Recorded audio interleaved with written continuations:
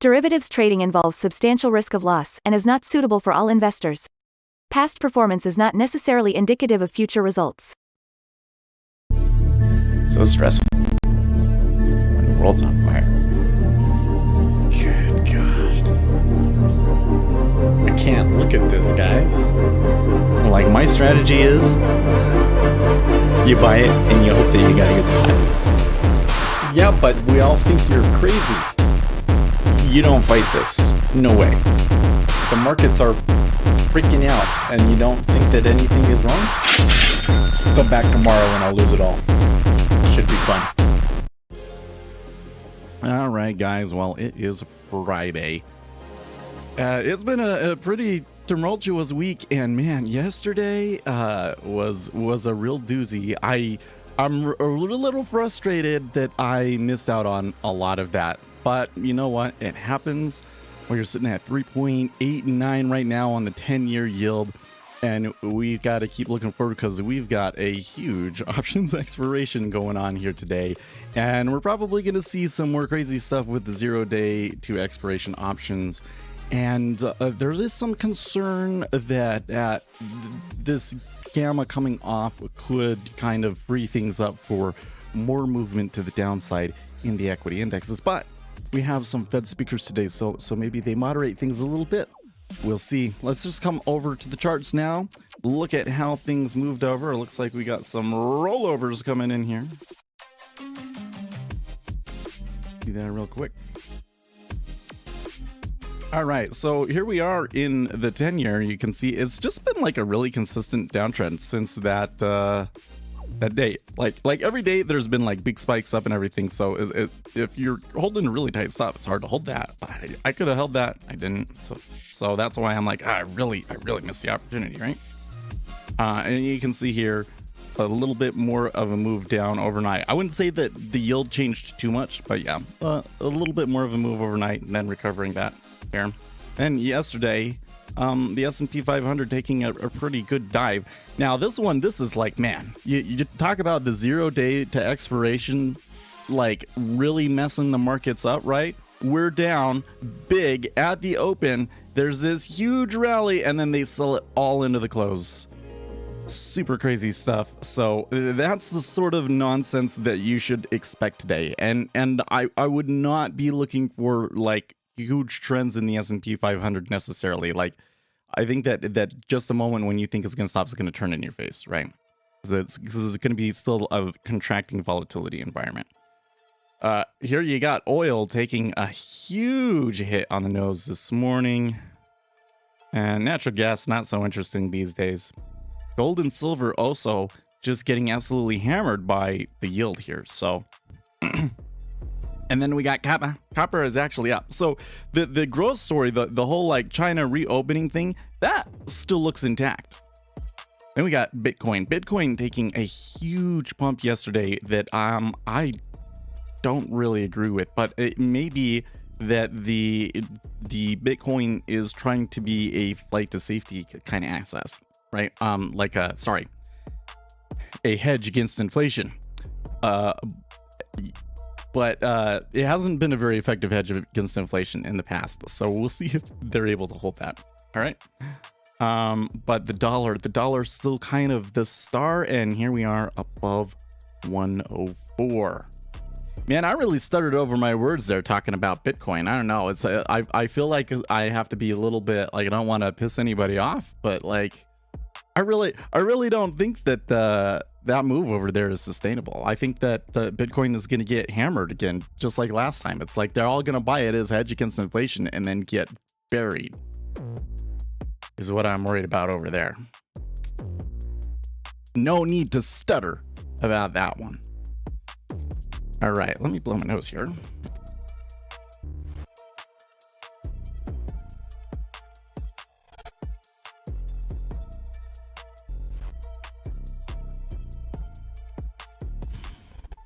Now for us, let's see here. We get Fed's Bowman speaking in about 10 minutes, 15 minutes. So why did I say 15:10? What the heck? Anyways, So we might want to just kind of sit on our hands here a little bit. Yeah.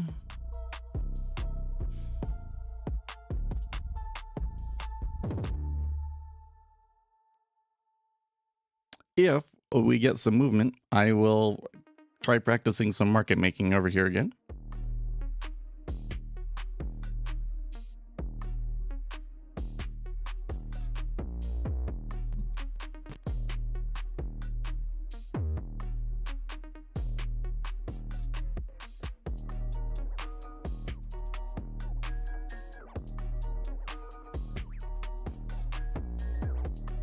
Here's an interesting article, how to gauge how hawkish the Fed really is.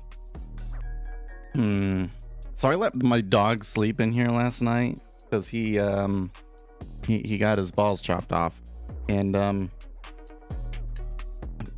I smelled definitely smelled something when I came over and got him, but I thought it was on the bed. I don't know if that's just still kind of like the smell lingering, or if there's something in here I gotta clean up later. So, well, it's not so bad that it's going to bother me here on the stream. But it's probably going to be like, it's probably going to be in the back of my mind, like the whole day, right? Wow. Let's read this story. Yeah, he's okay. He got his balls chopped off. He got snipped. I mean, I probably should have done it a lot earlier than a year after, but it happened. Yeah. And he's like, he just sits there and whines at you. Actually, he came down. I wonder if he wants back up on his chair. I'll go check on it. Now that you got me 2 of my 3 star. Yeah, I really would have liked to have read him, but they wouldn't give us a being raise. I'll go check on him.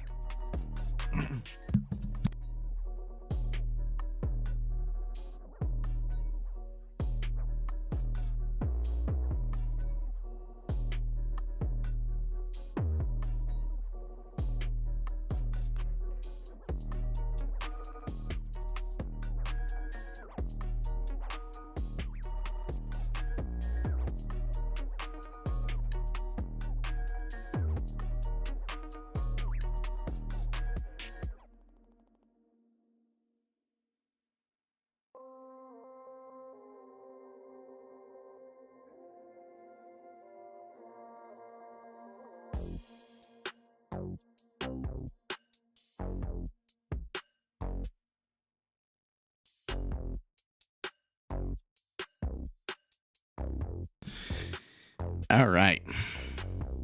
Well,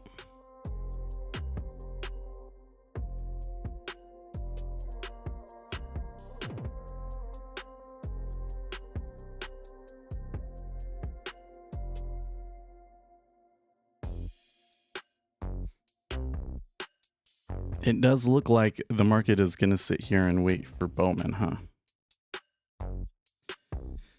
I was still thinking about yesterday, like I really, maybe I should have known better. Like, Mester has been hawkish lately.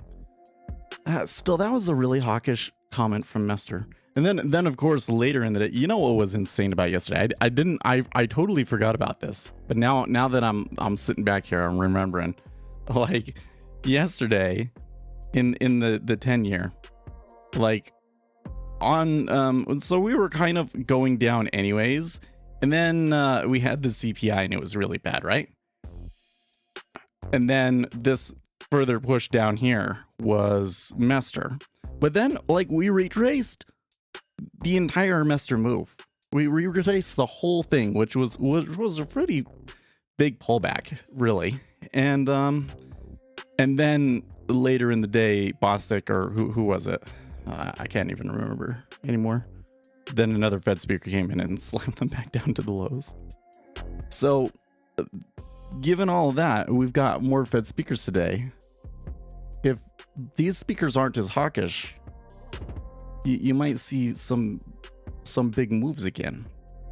And it might be really tricksy, like, you know, big move that completely retraces. So we should be careful.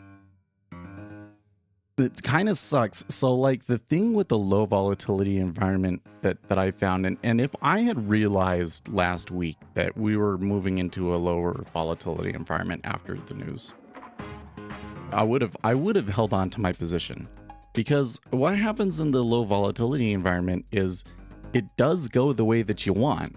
It chops around a lot and shakes everybody out first. Right? It goes into this tiny range and shakes everybody out on the edges. It's just it's like something that's just like perfectly suited to destroy trend followers, you know? But the people that are like positioned for the long term still do well. Like if you're just buy the index, you do really well. But it's like everything else is just a disaster. I don't know if that's what we're looking for, what we're going to be having for like the next few months, but here in the end of this week, that's what's been happening, right?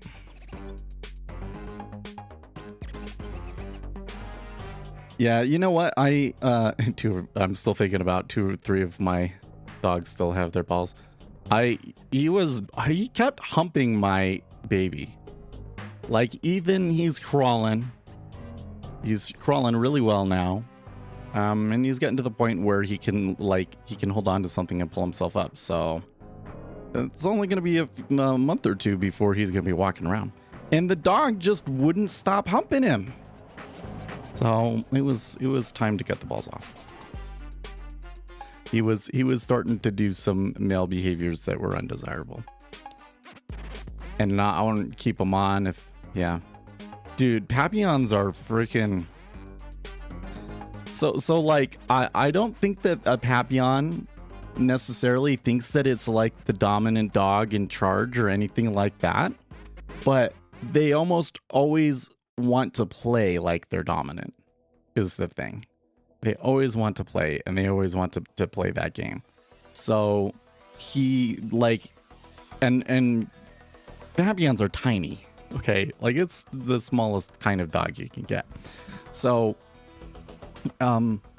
Ethan, my 6-month-old, is basically the only thing in the house that he can dominate. You know, anything else, if I play with him, I pick him up and throw him on his back and show him who's boss. You know.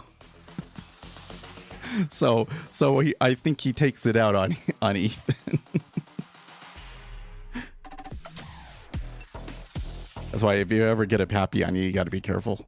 Like they have lots of problems with other dogs, and it's really common to take your Papillon to the dog park and get them eaten because they don't know how to play any other way.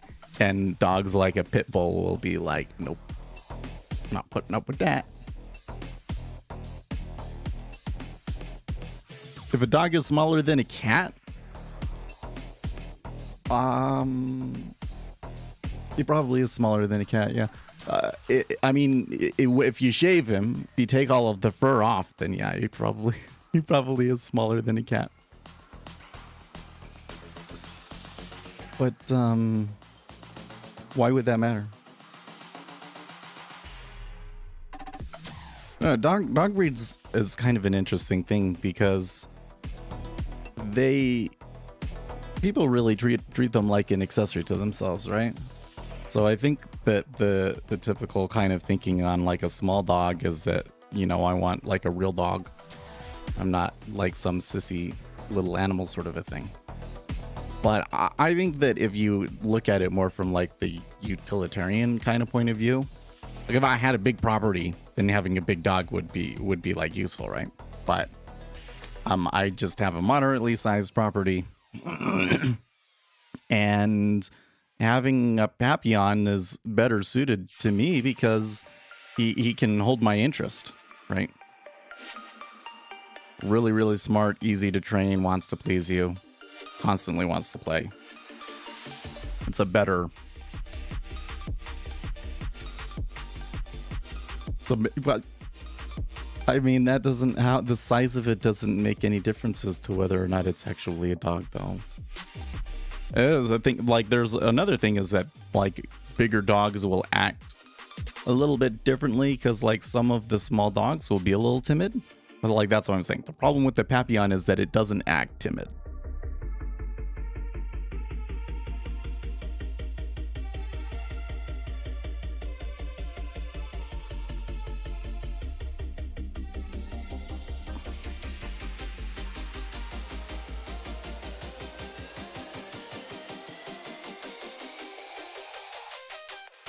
Every small dog thinks it's 200 pounds.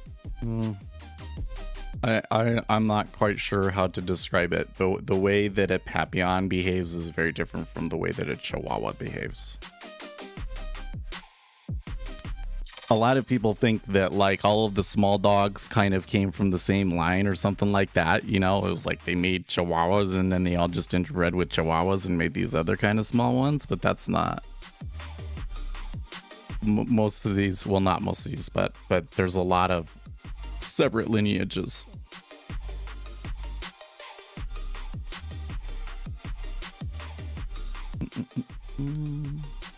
Let's see. I don't know if we're gonna get a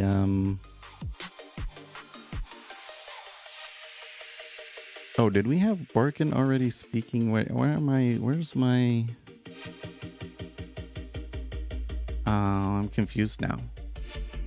I said that there was something at 6:45, didn't I? Oh yeah, okay, I did. It's still at 6:45. Okay. But we did have another Fed speaker that aren't listed on my calendar, by the way. I really hate that when you get the Fed speakers and like not all of the news sources have it, and or what they're. Oh well, they do have Bowman. Due to speak at the Tennessee Bankers Association. Okay. So that could be a place where she could say market moving things.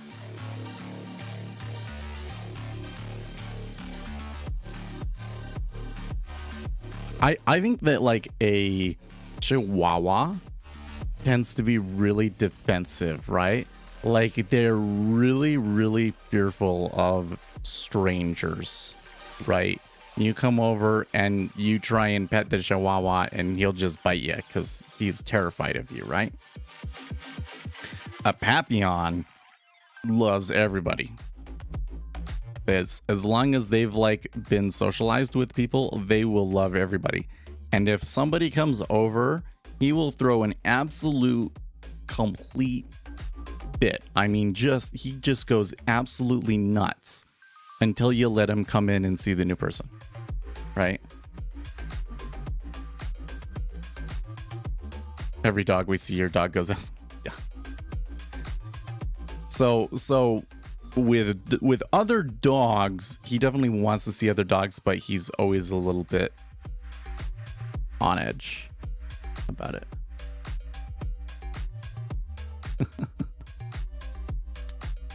It's always a little bit on edge with other dogs because my parents' dog is not like other dogs.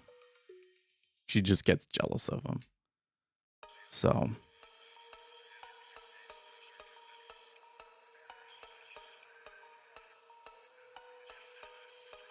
but like that's what I'm trying to get at. Like the Papillon, it's a little bit different. Is like the Papillon doesn't seem to realize that it's small and how dangerous it is to go and play with a big dog. Whereas I think that like a Chihuahua would tend to be a little bit more aware of that, right? Like the Chihuahua, like the Papillon's bravado is just kind of like they can't help it, they don't even realize it. Whereas the Chihuahua is kind of like it's doing it because he's defensive, you know. That's how I think about it, or that's what I think the difference is. But I'm seeing a lot of ticking around here, and the dollar is moving.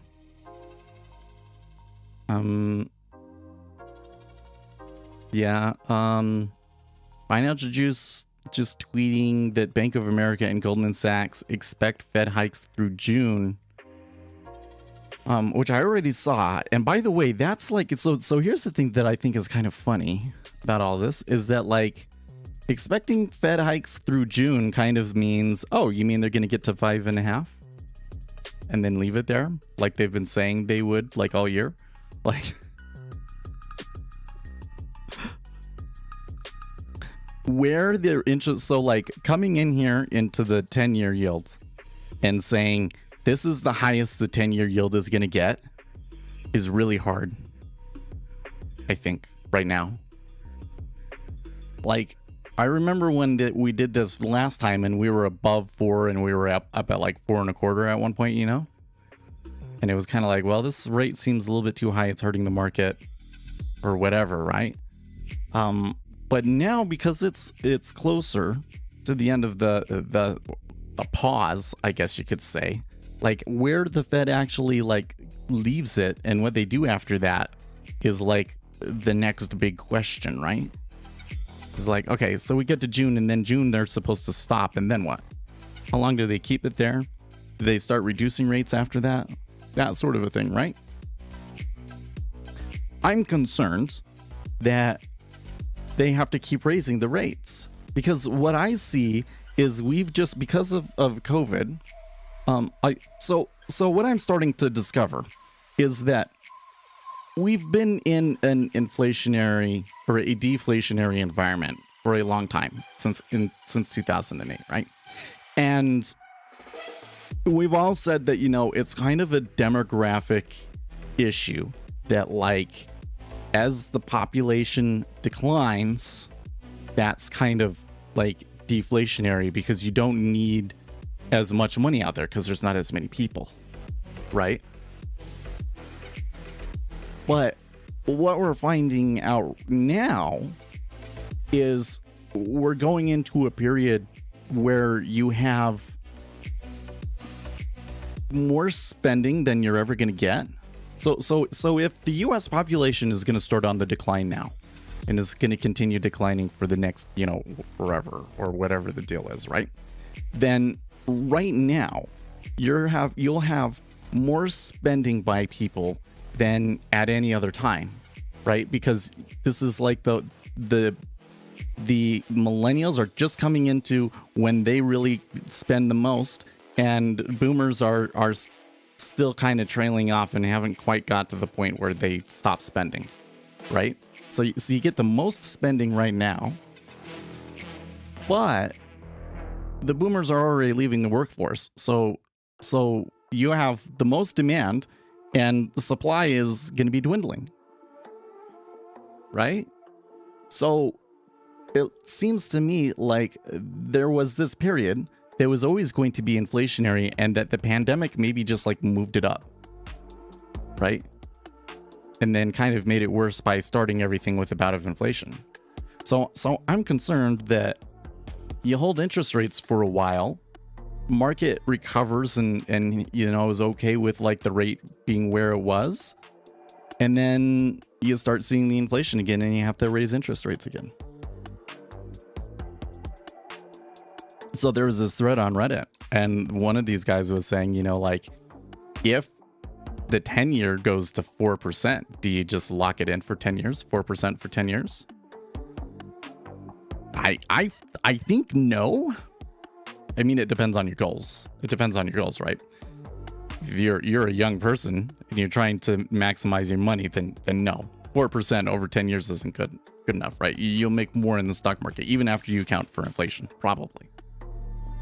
But for 2 to 5 years, maybe. For 2 to 5 years, maybe. You think that we're going to be in a recession or the market's going to go sideways for that time period, right? But then you have to start thinking about, well, okay, but what if the rates go higher, right? Like, can you imagine if you were able to get an interest rate of like 10%? Whew. Wow. You know? Who buys stocks then?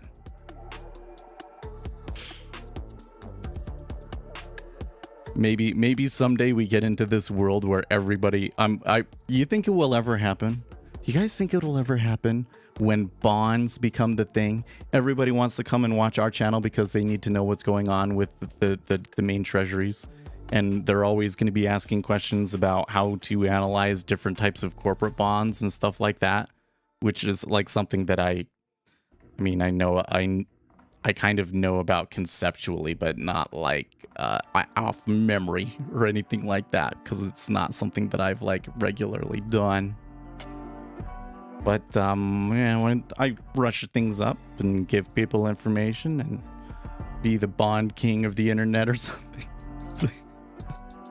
Nah, I don't think it'll ever happen. Maybe it'll happen. Maybe if bonds were like, you know, maybe if corporate bonds were offering like 15% and the stock market was in the shitter, but no, I think it's too boring. I don't think that people on the internet will ever care.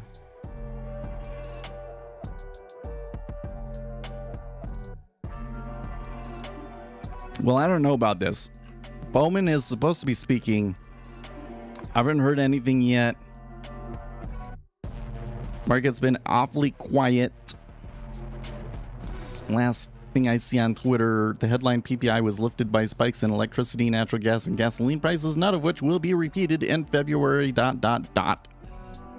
says Ian Shepard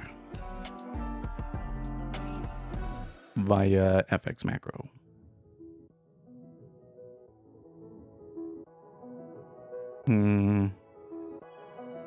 Here's an interesting thought. So not that I'm like a fan of Andrew Tate, but he has become a prominent person out there. So I am following him on Twitter to kind of follow the cultural zeitgeist. And he just tweeted, "The universe gives it to everybody who genuinely tries." Do you think that's true? Because I'm not entirely sure that it is. I feel like that there's never been a thing in my life where I genuinely tried at it and didn't find some reward in it. You know? Doesn't mean that you become number one, but still felt rewarded from it, you know? There are so many people out there that I come across on the internet that claim that they're genuinely trying and that the universe, that everything is just stacked against them. So it seems to me that Andrew Tate is implying that for those people that they're not actually genuinely trying, that they're in their own way. And I'm not sure if that's true. There certainly is a group of people out there that are getting in their own way. I tell you that, man. Oh my gosh, on TikTok yesterday, I had a run-in with a group of these people. I had been commenting on like one of their threads, trying to make a little point, but they just wanted to be angry. They didn't want to listen to the point. It was really kind of bizarre. They're thinking, because they were talking about like society level issues, like domestic abuse and things like that. And they were like, well, what needs to happen is men need to take responsibility for being wife beaters and whatnot. And I'm just sitting here like, okay, like who in their right mind in our society today says that sort of thing is okay? Like nobody says that is okay. And most of the men, I would think, of course there's going to be a spectrum, but probably a lot of these guys are people that, you know, like they've done it and they regret doing it. Like they know that they shouldn't do it, but they feel like they just aren't very good at controlling their anger or whatever the deal is, right? Okay. So when it's a situation like that, like you work with the person, right? I think is you have them go to anger management classes, and I don't know, like there's things you can do for that sort of thing, I guess, right? Okay. But like you can't take the direction. Oh, sorry, hold. Okay, I am hearing some comments from Barkin, but Mark is not moving yet. You can't take the same approach that you would for like an individual person and like say that that's like our approach to like the whole society, right? Because you can't just come in and say like, oh well, you need to do better, and if we just tell people that they need to do better or whatever the deal is, then they'll start doing better all of a sudden. Like it just doesn't work like that. Like you have an issue that's like existed since like the start of humanity, right? It's a cultural issue. You can't solve cultural issues like that. Labor market's still quite hot. He might say something that moves the market here. Let's see. I think that the market is pretty sleepy here while he's speaking, and that he's gonna have to say something unexpected to move him. Anyways, so like, how do you solve society level issues? Well, you gotta like study the problems and like take a structural approach from it, right? Like implement policies and stuff that will kind of nudge people in the direction that you want them to go. Make it really easy for them to do the behaviors that you want, and make it really difficult for them to do the behaviors that you don't want, right? That's the only way to solve a societal level issue, right? And like, these people don't understand that, which is just like mind-boggling to me. Like, do you guys not understand how civilizations work? Like, what the hell? It's so crazy to me. And they like really tried to drag me in it, so I let them have it. Not that anybody watched the video and cares, but I think about those people, and it makes me sad, because I do kind of feel like they're a lost cause. I hate saying it that way, but it's just like, so if I'm working with an individual person, right, what could I do or say that could help them be more successful, right? And there's this group of people that it's like they've built this whole ideology up that's basically like a cult that insulates them. It prevents them from ever having to look at an outside opinion or have to challenge their own beliefs. Yeah, let me say that again. The people are building these cults that make it so that they never have to challenge their own beliefs, and so they can never move on from where they're at, because it's like, if you come in and point out, well, okay, like, you're doing this, and if you want to have success at the thing, you should probably do this, right? And then they have all of these things to why you can't do that, to why you can't tell them that. So like, anybody that's going to actually help is just gonna be like, okay, fine, I don't want to get involved in that. These people are out to I'll try and help, and these people are out to destroy me, right? Are those people, quote, genuinely trying? Because a lot of these people sure sound like they're really super repressed.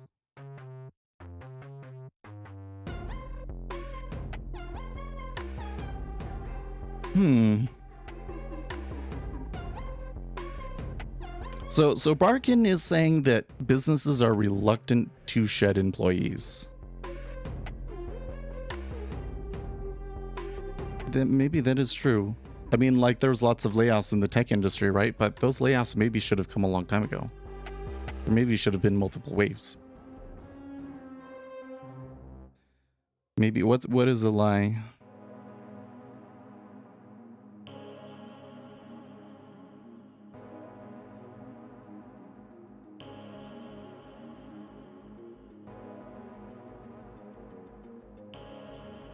No, you weren't talking about layoffs. You were talking about the other thing.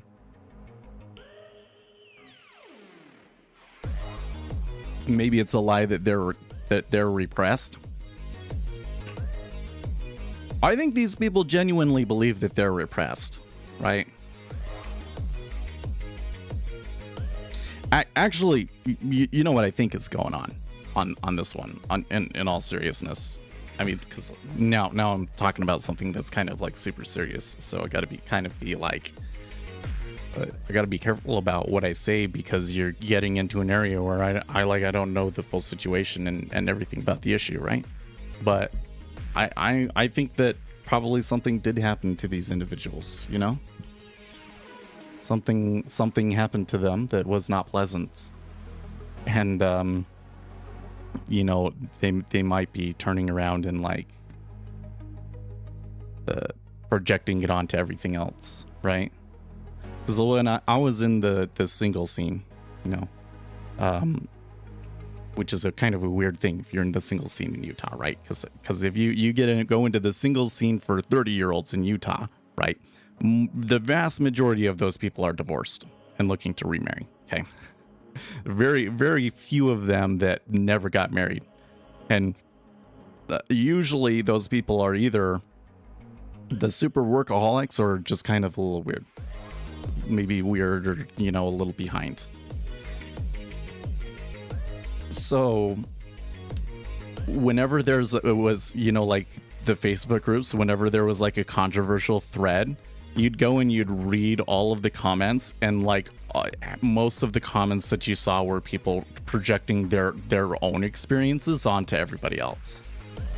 You know what I mean? It's like they think, oh, that's what happened to me, that must be what happened to everybody, right? And you can run into these situations where people that have dealt with these kinds of problems, like they're likely to encounter the problem over and over again, and they can even kind of become traumatized in a way that makes them more likely to run into it in the future, right? So their picture of where society as a whole is at might not be accurate, because the picture that they get is poor, right? And so we have to factor that in when we're talking about how to deal with the issues on the society as a whole, because we have to realize that, okay, this is like an issue with a particular segment, so we need to tailor our solutions to that particular segment, right? You want to talk about Wojcicki? Wojcicki? Is it Wojcicki? I can't say her name. So, yeah, when I was looking at the threads about that one, it seemed like a lot of people were happy about it, right? She's been CEO of YouTube for a long time now. It was like 10 years, wasn't it? Right? But 10 years ago was kind of the point at which YouTube kind of started changing in the ways that I didn't like. So it's one of those, you know, they have the same problem that the Federal Reserve has, right? It's like, doesn't matter what you do, a group of people hate you for it, right? And you make enough decisions, at some point you've pissed everybody off, right? And well, in a situation like that, you can't really worry about whether people who likes you or not, right? You have to worry about, did you make the correct decision, right? But I think in many cases YouTube did not make the right decisions. I think that YouTube put the finger on the scales in some cases, and suppressed content that shouldn't have been suppressed. I think there was many creators. So like it just gives you an example. PewDiePie his channel has kind of been, I mean, it's still popular and everything, but like he's no longer the top guy on the platform. And it's not just because, you know, people move on. Part of it was because he started getting throttled and people started leaving because of, you know, he didn't go along with certain political beliefs at some point, right? It's really quite distressing to me, to be honest with you, that there are certain opinions that are perfectly reasonable opinions and that large sections of the population have, that if you share them, it harms your reach because the people that run that platform don't like it. And that happens. Like that, absolutely. How you watch. So like I made a TikTok to this because she made a response to one of my comments, which, or like, to be honest, everything that she said in her thing was kind of like, again, I felt like it was projecting, right? Who got canceled? PewDiePie got canceled. He didn't get canceled, but they just moved him to a different time slot is what happened to PewDiePie, right? No, what got us on this was I had a run-in with somebody on a TikTok the other day, right? So they were talking about I just shouldn't comment on the videos of feminists at this point, I guess. Because to come in and say like, well, like, I totally support what you're trying to do here, but there's a much better way of going about doing this, right? Just invites the storm. And the people that respond to you, it wasn't like a ton of people were responding to me, but it was like you'd get these people, you know, like that would come in and respond to like every comment, right? And they feel like they have to have the last word on everything, and that they're just going to beat you into submission or something like that. It's like, it's super crazy. And like none of the comments really had like anything to do with the point that I was trying to make to them, which was that you have to approach societal issues with a structural approach, right? Otherwise, it's really unrealistic to expect that anything's going to change. And yeah, you kind of have to be likable. Like they were saying that I was tone policing. Well, listen, maybe I am. Yeah. You know what? I'm kind of a little bit tired of like trying to walk the line. I'm gonna have to do that here on the stream with you guys, right? Yeah, you do need tone policing. You straight up, you do. Look, in the Statement of the Union address, right? Joe Biden got in and he said all of these things that were frankly outright lies about the Republican position, right? They're trying to paint Republicans as they want to get rid of Social Security and Medicare, which is just objectively false, okay? They don't. Of course, there's some people in the party, you know, that have suggested getting rid of Medicare and things like that, but there's never been any serious policy proposals that ever had any chance of even garnering the support of the Republican Party itself, let alone anybody else, right? He objectively lied about it, right? So the Republicans, they got all agitated and booed him and said that he was a liar and everything else like that. Question: did that help the Republican Party? I don't think it did. In retrospect, I don't think it did. I think that they could have come out and said that he was a liar afterwards and not made the scene during his speech, and it would have gone better for them. Don't you think? Am I wrong? So yeah, I think that I would say to Republicans, stop speaking out of turn during the Statement of the Union. You know? Stop being crazy. There's that tone policing or whatever it is, whatever the term is. Well, maybe it is, but like sometimes that's what you got to do to be effective in politics. And I'm just telling you, if you're in some sort of a movement, whether it's feminism or whatever the deal is, yeah, your tone does matter, because you're not going to be able to accomplish anything if everybody hates you. You get elected and then 50% of the population hates you, you're not going to be able to pass any policies. And any of the policies that you do get passed are just going to get rescinded when the next guy comes in, right? Well, calling out the lie right when it's uttered is the correct course. Could be. I'm going to say my position is that it didn't help the Republicans, but I don't think that it's an unreasonable opinion to think that it was good to call it out at that time.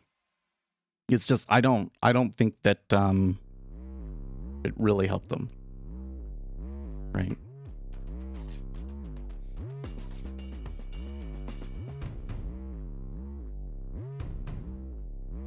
But you might be right that like if they didn't say anything about it, then it would have just been this lie that was quietly put in there, and then anything that you tried to do afterwards would have just gotten ignored. Might be. But then this is kind of where this comes into this point where it's almost like it doesn't matter what the conservatives do anyways, they lose. Like, right? And this is kind of like the thing that I'm trying to get at. right? So let's take it from the conservative, right? Because I'm a conservative, okay? I'm socially conservative.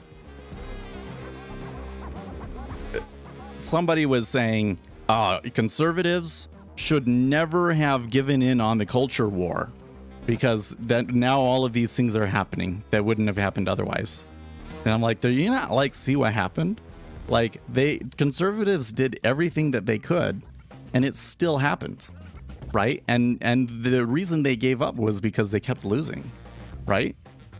Why do they keep losing? Because the system is set up to make them lose, right? And it's not even like some conspiracy, guys. It's just like, seriously, yeah, conservatives can't win the culture war. I mean, there are certain points in the culture war that conservatives cannot win. It's true. Look, it doesn't matter what you tell people. Every argument is mute compared to the power of the pill. Like, seriously, right? People are biologically driven to want to have sex, and if they can have sex with anybody without having any consequences, they're going to do it. And you're kind of like, you're always going to be fighting a losing war on that one.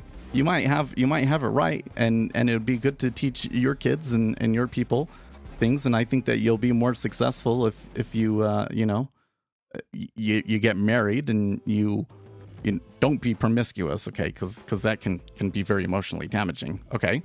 But the reality is most people are going to do it, and you're arguing against it. You're going to lose, right? So what is that? When you look at the system overall, and this isn't a system that we set up, it's just one that kind of exists, and so it's kind of hard for us to change it.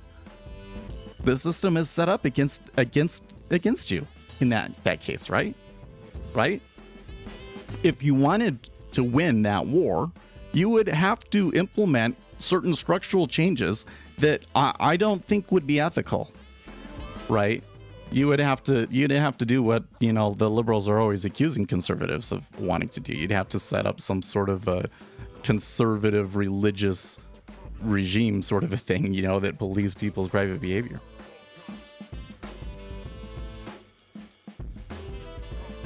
Parents, by and large, stopped wanting to control their children in the 90s. I mean, yeah, but you know why? Because they knew that it was a losing battle. Like, again, what are you gonna say?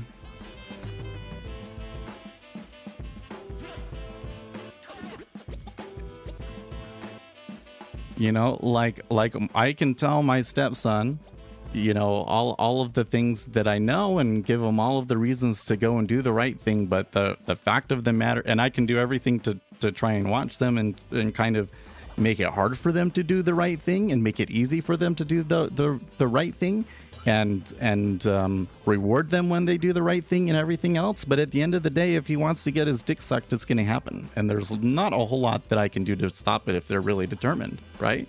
That's why people gave up on that. So they knew it was a losing battle, man. Yeah, I have 3 kids.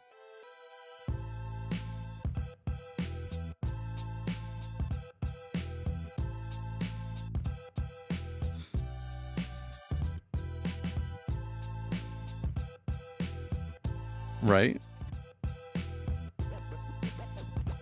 The whole point is always going back to any problem that we're looking at here.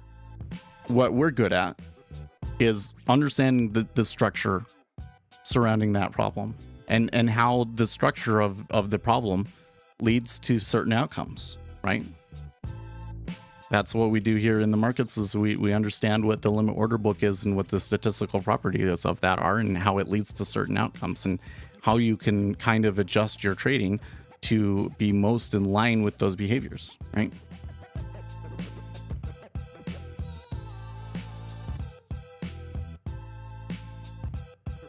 They're going to go age into a time where they're, I don't know about that. So I don't think that anybody's ever going to legislate that it's okay to have pedophilia or anything like that. It's not. I don't think that's a bridge too far. And I'll say it. It's not going to happen. There's not going to be a state that says that it's okay to have sexual relations with minor. It's never going to happen. It's never going to happen. And to be quite frank with you, see, now I'm like treading on what is the word? Now I'm treading on treacherous ground. Okay. So like the reason that you're saying that is because of all of the stuff that's been going on with transgender and all that sort of thing, right? I'm telling you right now, like if you look at what's really going on right now, that issue, the tide is turning on that. So there was this article this past week. Oh my gosh. If you have not read this article, oh man, what was it called? Let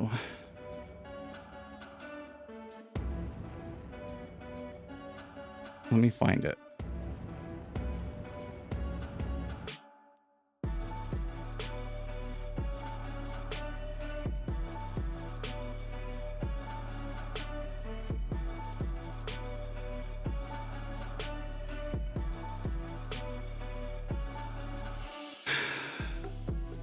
I want to find the actual article itself.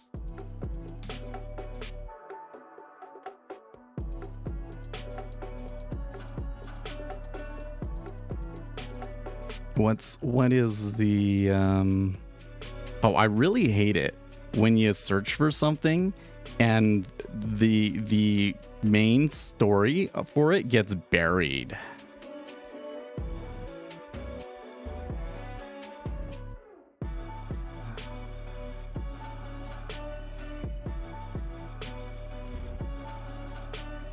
I forget the name of the publication. There it is. Okay. It's on the freepress.com. So you search for the Free Press Jamie Reed. Okay. And go and read that article. Man, that article is like shocking to me. I cannot read some of the stuff in there on stream. Okay. Like there was some stuff in that article that like I just straight up I don't think that I can really talk about it on YouTube. Okay. But this article raises some huge concerns and questions. There are like people in Congress investigating these claims and so forth. And I really think you're gonna see some changes on this issue. 100% you're gonna see some changes. Like it's getting to the point where regular people just can't like read this stuff and in good conscience like continue to let things go in the way that they are. So I'm telling you that particular issue it's gonna reverse. It's gonna reverse. I'm even willing to go and because like now I'm saying things that like I could get canceled for, but I'm also gonna say that it is like it's a social contagion. It's a social contagion. No, you'll find it. The Free Press. The website is thefp.com. Jamie Reed. You'll find it. Lots of news outlets have been talking about it, and even if I searched for it on Google, I could find it.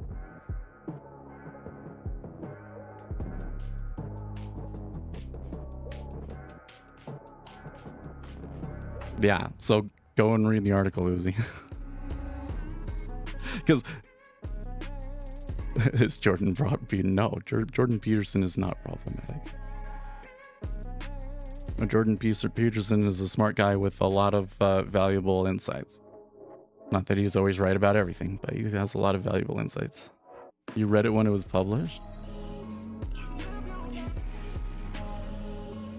Do you happen to know why Ninja doesn't upload DX? Yeah, so if you're trying to pull up the symbol DX directly in NinjaTrader, then you're only going to be able to get like data at the end of the day through like free data sources and stuff like that, because the live data for the dollar index is on the ICE exchange, and it's $100 a month for ICE exchange data, if not more than that now.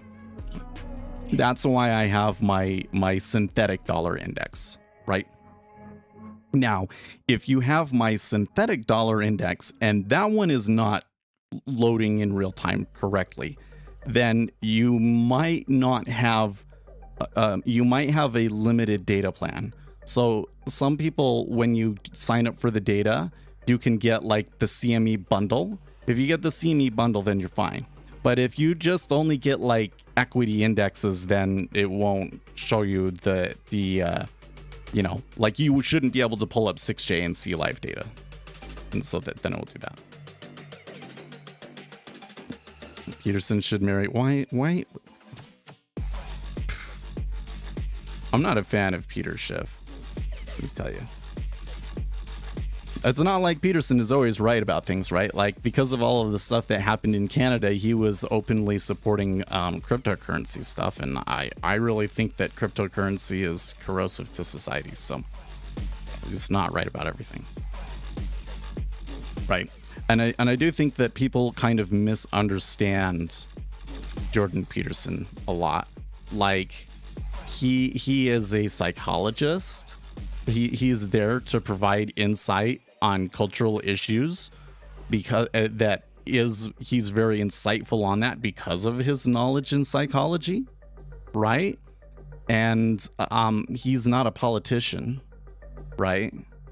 So a lot of what's going to happen is he's going to point out a problem, and he's going to kind of point out some of the things that we know around that, but he's not actually going to like propose a law, right? And so people don't like him because of that, but that's because they misunderstand. They think he's a politician, right? Everybody on the left is a politician.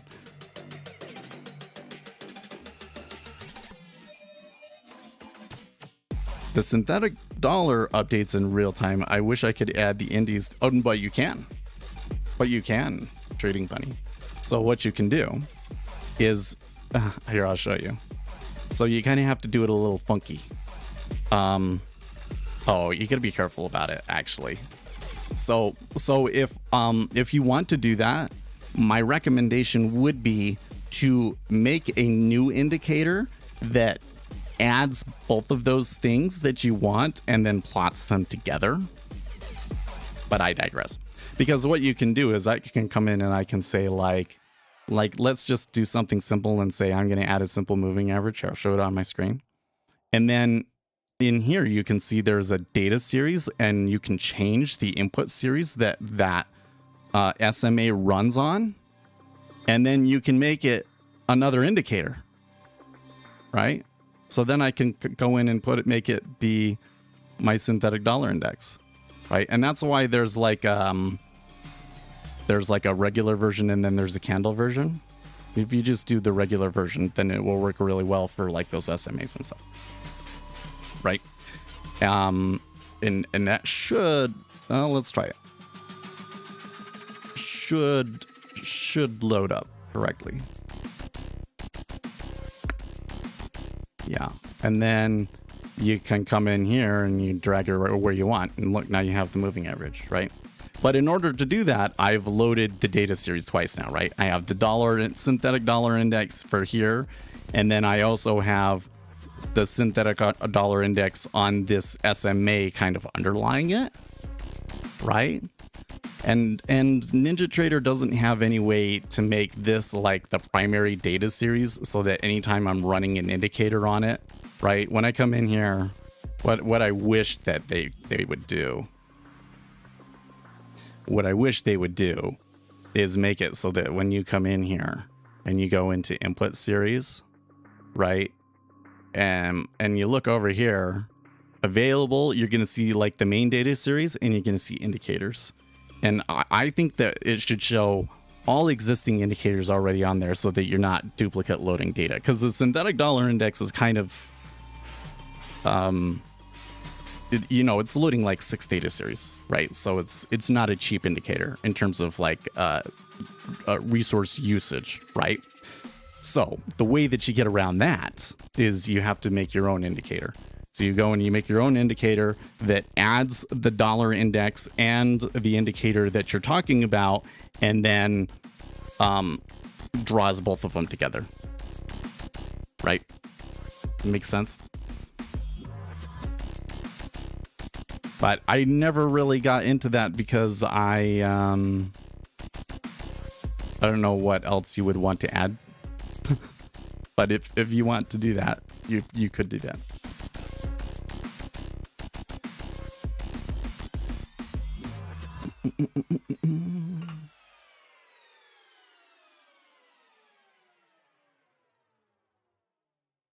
I think being purchased by the Daily Wire kind of polluted Jordan Peterson. I don't know. I mean, he hasn't. I have to say that since he had his, like, you know, he was addicted to a certain substance, and he was, like, you know, in extreme medical care for a while, right? He's never quite been the same since then. And he did make some like that content for the Daily Wire, and it will show it to me on TikTok and stuff. But the stuff that he was saying on that one didn't really resonate with me all too much, you know?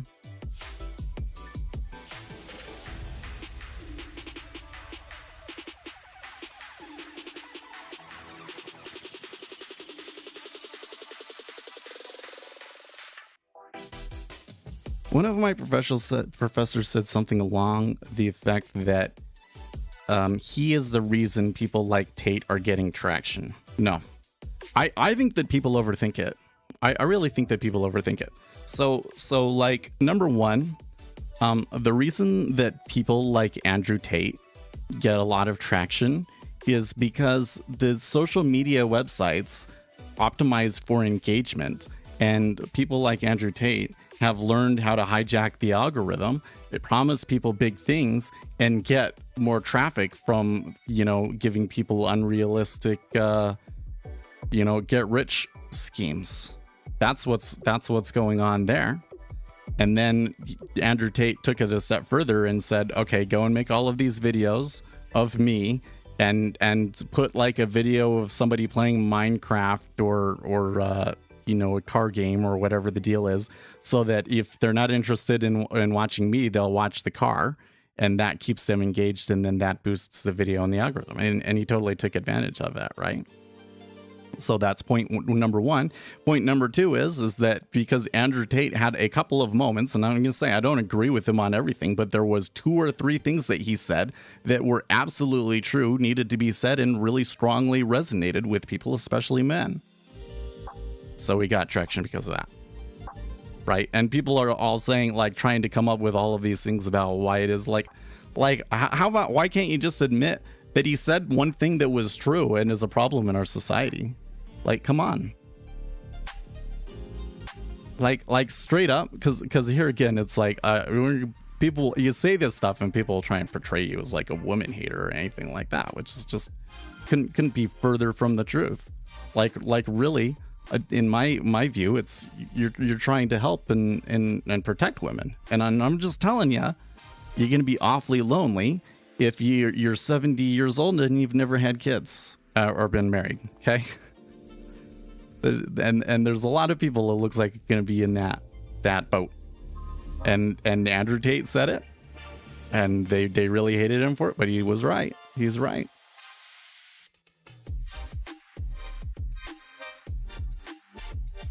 Tate gets traction because 7 decades of feminism crushing the souls of men is going to create backlash. Well, I don't know if it was feminism in particular per se. I mean, I think that it's a couple of different things, but I think that you're right. I think that we've created structural issues in our society that objectively hurt men, and it's causing a problem. And like, furthermore, because here again, like, one of the problems that you run into in these kinds of circles when you talk about this sort of thing is that they get mad at you for talking about men's issues, because we should be talking about women's issues, because women are the ones that are oppressed. But I tell you, these problems with men are objectively hurting women, right?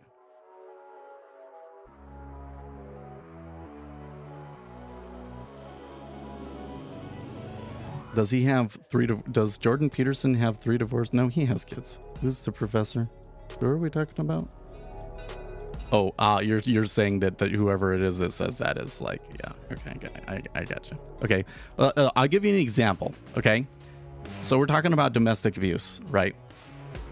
One of the strongest predictors of domestic abuse is poverty, low education.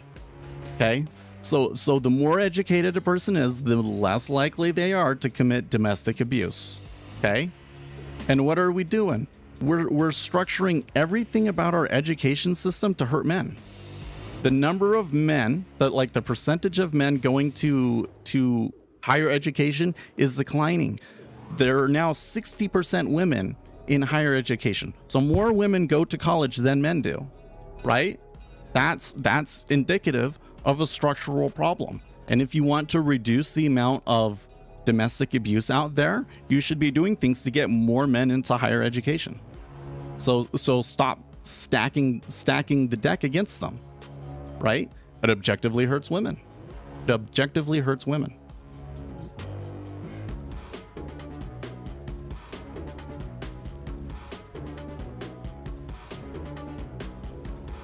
Where are these women? Well, they don't take engineering. That's the thing. Oh, wait, but you're in finance. So I guess probably they're not in finance either.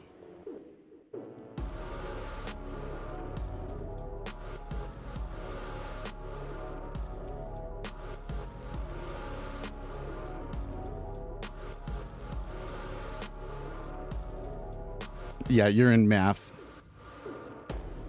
Oh, you are. You went back to school for math? I thought it was a finance-related field. If it's for math, then yeah, you're not going to get very many women in math. Unfortunately.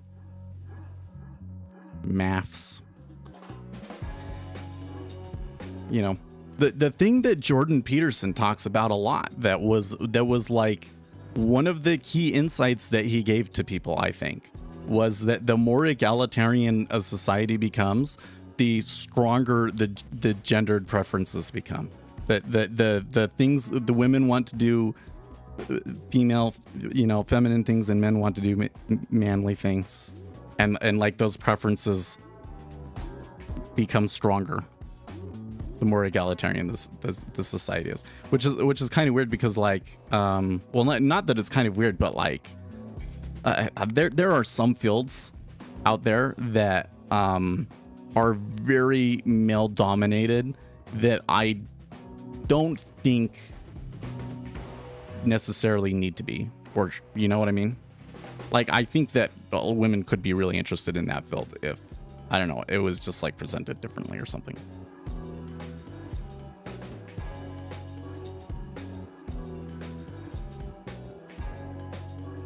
I do believe it is the case. I don't think that you're ever going to get a situation where, okay, so we need more women in boiler engineering. Okay, women are going to be more interested in people, and men are going to be more interested in things. Okay, so you're going to generally have more men in engineering and math because of those differences in interests, and you're going to have more women in things like social work, so psychology, maybe business. Well, not more women in business, but you're going to get more women in general in business than maybe engineering, right? But computer science is kind of this interesting place where there's almost no women in it. If you go to a computer science class, there's one or two girls in there, and I really don't think that it should be that extreme. I think that it seems that and it's kind of one of those things that because it's already that way, that kind of keeps it that way, because if you're a girl and then you go in there and you're the only girl, then you don't feel very comfortable, right? But there could probably be a lot more women in computer science, and then it would turn into, the women are much more likely to go into more front-end design and project management and things where they're going to be working with people more, whereas the guys are going to be more likely to want to go into deep systems, C++ programming sort of thing, right?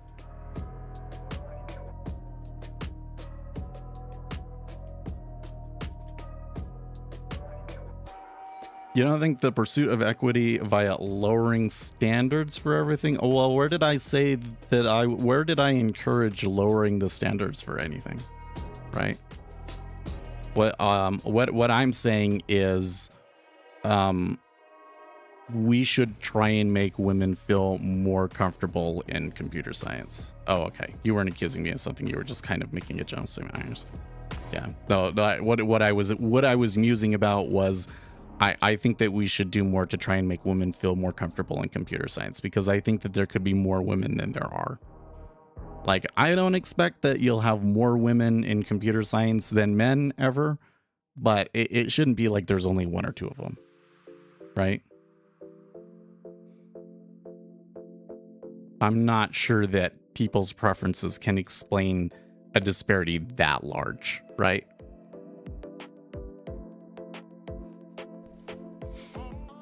Aside from Caroline Ellison, women traders can be better than males. Women in general, well, yeah, but like that's the whole thing, Joe, is that like women in general are less interested in it.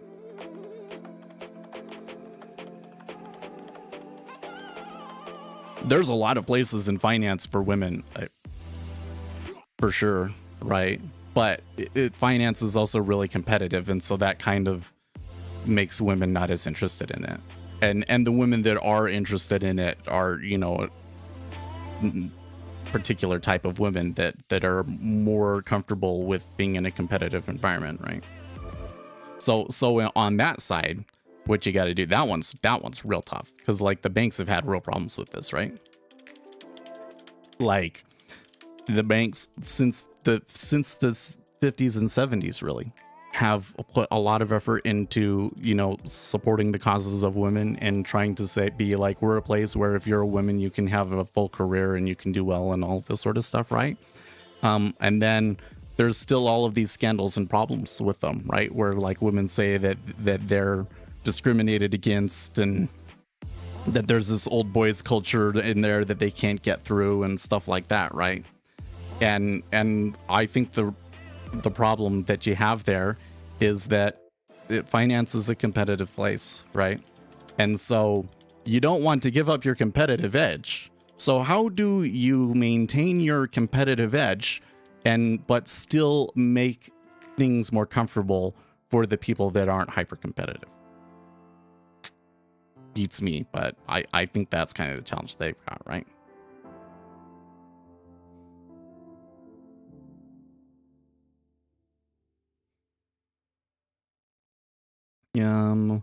Well, I don't know if there's the amount of students being pushed through schools that can't read in general is staggering, right?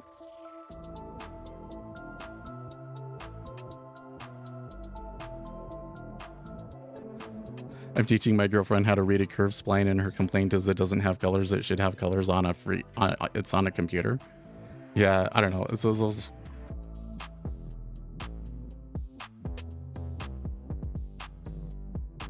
It's an interesting subject to me, right? Like, people definitely have preferences. Are more like, you know, women are more likely to go into certain fields and men are more likely to go into certain fields. But there are also fields where I think that the disparity between men and women is so large that it can't be explained by just people's preferences.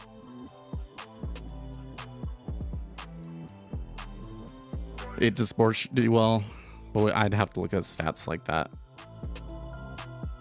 I guess the reason why I don't want to focus on that so much is because probably the solutions to the schools in general are gonna help everybody in that respect, right? And so I don't know if you have to craft a solution specifically for certain communities. I think that the problem is more the schools in general, right?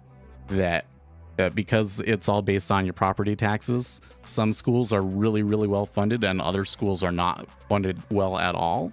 And if you're a teacher, you get paid shit anyways, but you'd much rather be in the place where, you know, it's well funded and you have like a really good school, and nobody wants to go and teach in the inner cities where people are doing poorly, which is where you actually need the people at, right? So you'd have to just shift some things there.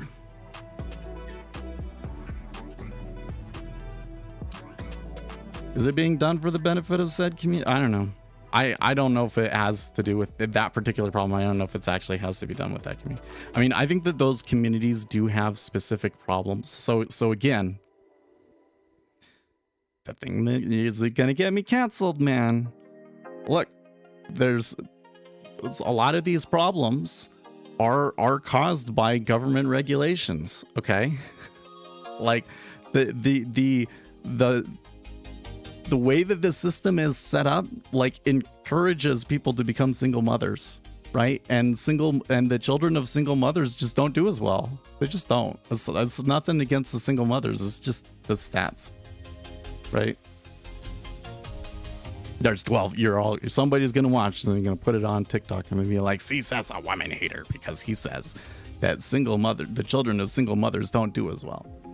Okay, but like objectively, I think that most of you guys would agree that these hot programs and policies that were intended to help eliminate poverty have essentially kept people in the ghetto and prevented them from getting a good education.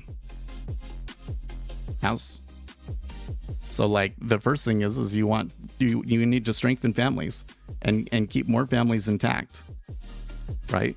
And you need to disincentivize poverty, and you need to create a place where people can actually grow. So, like, the other issue, this is the one that pisses me off the most. Am I just saying that because it's like that's how I feel right now? Okay, but over the past few years or whatever, the thing that's come up that I find so bitterly disappointing has been the push by the left to reduce police enforcement. New York was a great place, and the policies that they had put in place really made New York a much better place to live and made that city so much more successful. And now they're coming in and they're undoing all of that work. And like, here's the thing is you have to have enforcement. Yeah, you're going to see more crime and enforcement in minority communities. But the thing is if you go in and you aggressively enforce the laws, now you have an environment where people can actually start businesses and start generating value and grow and build a community and pull them out of poverty, right? But the biggest thing holding those communities back from making that economic progress is the crime. So you have to aggressively enforce the law. It is. And so this policy by the left to try and, like, reduce police enforcement is objectively hurting minority communities, right?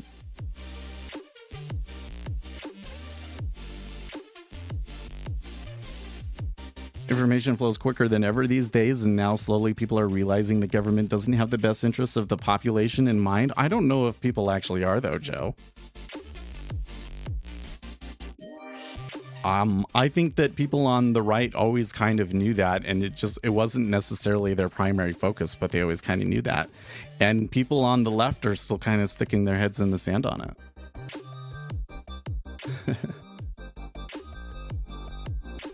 We literally don't have a healthcare plan because most of our employees are single mothers and are on Medicaid and don't want to pay for their own healthcare out of their pay. Wow. That sucks. Well, don't get me started on healthcare. That's a big mess. Yeah, like one of the struggles that I have is that I can see all of the problems, right? And it's like there's more problems than you have time for, Like, I could sit and just spend my entire life studying about the problems with the healthcare system and ways to improve it, right? I could do that for my entire life, right? I could sit and I could spend my entire life studying the issues with the divorce courts and child support and proposed solutions to that system, right? I could spend a whole lifetime with the school system and what are the best ways to help the school system. I could do that with a whole host of like all of these issues that we've talked about, right? And which ones do you actually focus on? What's actually going to be the most useful? Well, the decision that I made a long time ago was that the one that would be the most useful is to just focus on the finance side of it, right? That generating wealth and investment helps the society more than anything else. And so that's where I put my effort. But you see all of these issues and you want to talk about it. You want to do something about it, you know? So like, if I pick up a secondary issue, which one would it be? I don't know. It's tough. Well, the ES is like still, even 15 minutes after the S&P 500 start, although the S&P 500 is going to the downside, but the treasuries are just still chilling here.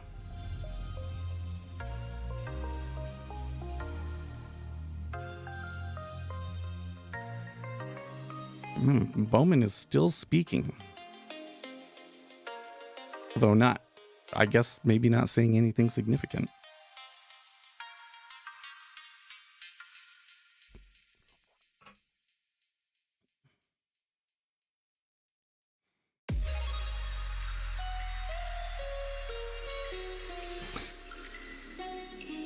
You know what? I think that if there was a secondary issue, though,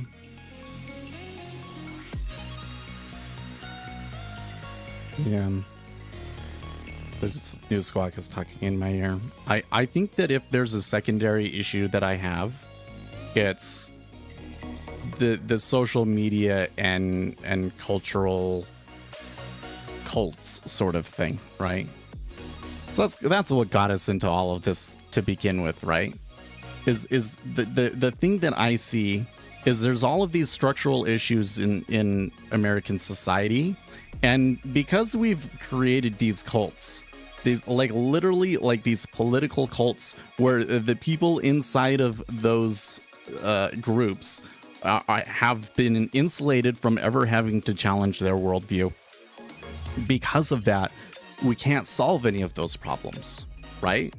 Like I can't come in and say, listen, feminism has been on the decline since 1992, and here's why, and here's what you're going to have to do if you want to continue to have progress. Because, like, look, I think that they made a lot of changes and things that were objectively harmful to society, right? But I also think that promoting the interests of women in general is a good thing and benefits everybody. So we want to help in those places, right? But there's this group of people that are objectively hurting like the whole movement with their behavior, you know? And you can't speak anything to them because they've created like this cult where anybody says anything and they just try and tear your head off.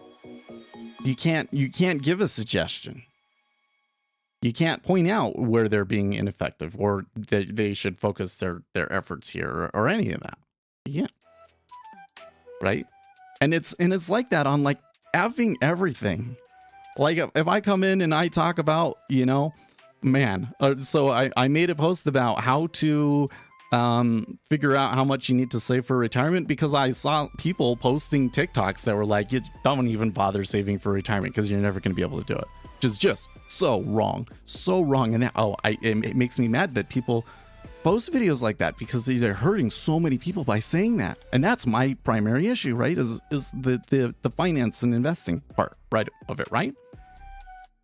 Yeah, that people are saying this, and then I get these people on my thing that are like, oh, well, it's because we don't have the high enough taxes. Like, effing what? Dude, nobody fucking cares about your whole, the taxes are too low and it's going to cause capitalism to collapse. Go away. I don't care. You're wrong and you're not interesting, okay? And it's not relevant to the discussion that we're having. You get out of your bubble, man. Why can't we just have like a substantive discussion on policy anymore?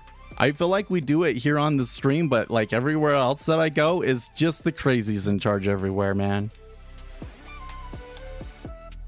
And if that was my secondary issue, it's that, right? and you can see it on, and this is why I focus so much on it in my videos on YouTube, is that we do it in trading too, right? We've created this cult around technical analysis, and people are so enamored with technical analysis and this one perspective on the markets that they're missing everything else that can actually help you. And so most of the retail traders that are coming into this don't even stand a chance.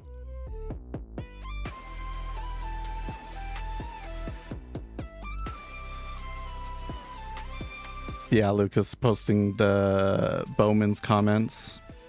I mean, Bowman's been speaking for a while now, but none of the headlines that came out of that are moving the markets. So I would be on the Fed speaker thing, I would be careful here with the Fed speakers, because I think what's happening is, remember there was a time where like everything that the Fed's, like especially back in August, right? We were like, they're going to come and smack this market down. And there was the there was a Jackson Hole thing, for instance, but then there had been other times where it was like all of a sudden there was a bunch of Fed speakers on slated to speak, and it's like, oh, that was kind of out of nowhere, and every one of them was saying hawkish things and hammering the markets lower, right? So we had this time period where like everything that the Fed speakers said moved the markets big time, right?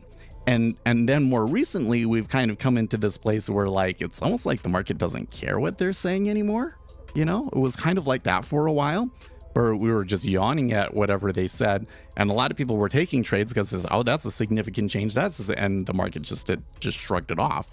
And what happened yesterday was one of the Fed speakers in particular said something that was unusually hawkish, which was that she thought that they should have done 50 basis points last time. Well, she didn't say she thought, but she said there was a compelling case for 50 basis points last time. Okay. That was different, you know, that really moved the markets, right? But from there out, so now, because we just saw that happen, we're gonna fall into the recency bias, right? We're only gonna think about what happened last time a Fed speaker talked. Yesterday really moved the markets, and we might overestimate the impact that something that the Fed speakers might say today, right? So overall, even though there are Fed speakers and there's a possibility of them saying something, I think that the trade today is going to be largely driven by the options expiration, right? So you know, and if you see a move off of them, unless they said something that you really think is truly significant and changes the game, don't be surprised if there's like a little bit of a pop that very quickly fizzles out, right? So be careful with those. Beds Bowman, your guess is as good as mine as to what happens next in the economy. Trading floor audio candid. If rather worrying admission from a Fed governor doesn't actually fill you with a lot of confidence, does it? No, no, it doesn't.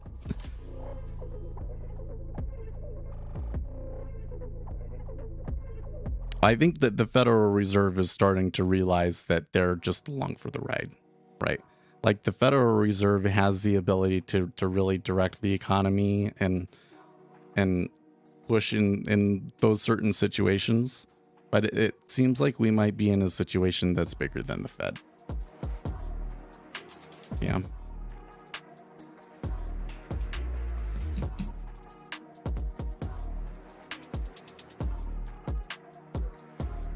So anyways, why do people get into these cults? Well, I tell you why. Here's what I think it is. I think that our society today, because of the internet, has created a structure that encourages people to act narcissistically. It encourages people to act narcissistically. That's what it really comes down to. So in any way that you can put off that narcissistic side of you and just be your genuine self, is going to help you avoid those problems, I think. You have a question? Oh. You're gonna ask me a detailed finance question that you know the answer to and I don't.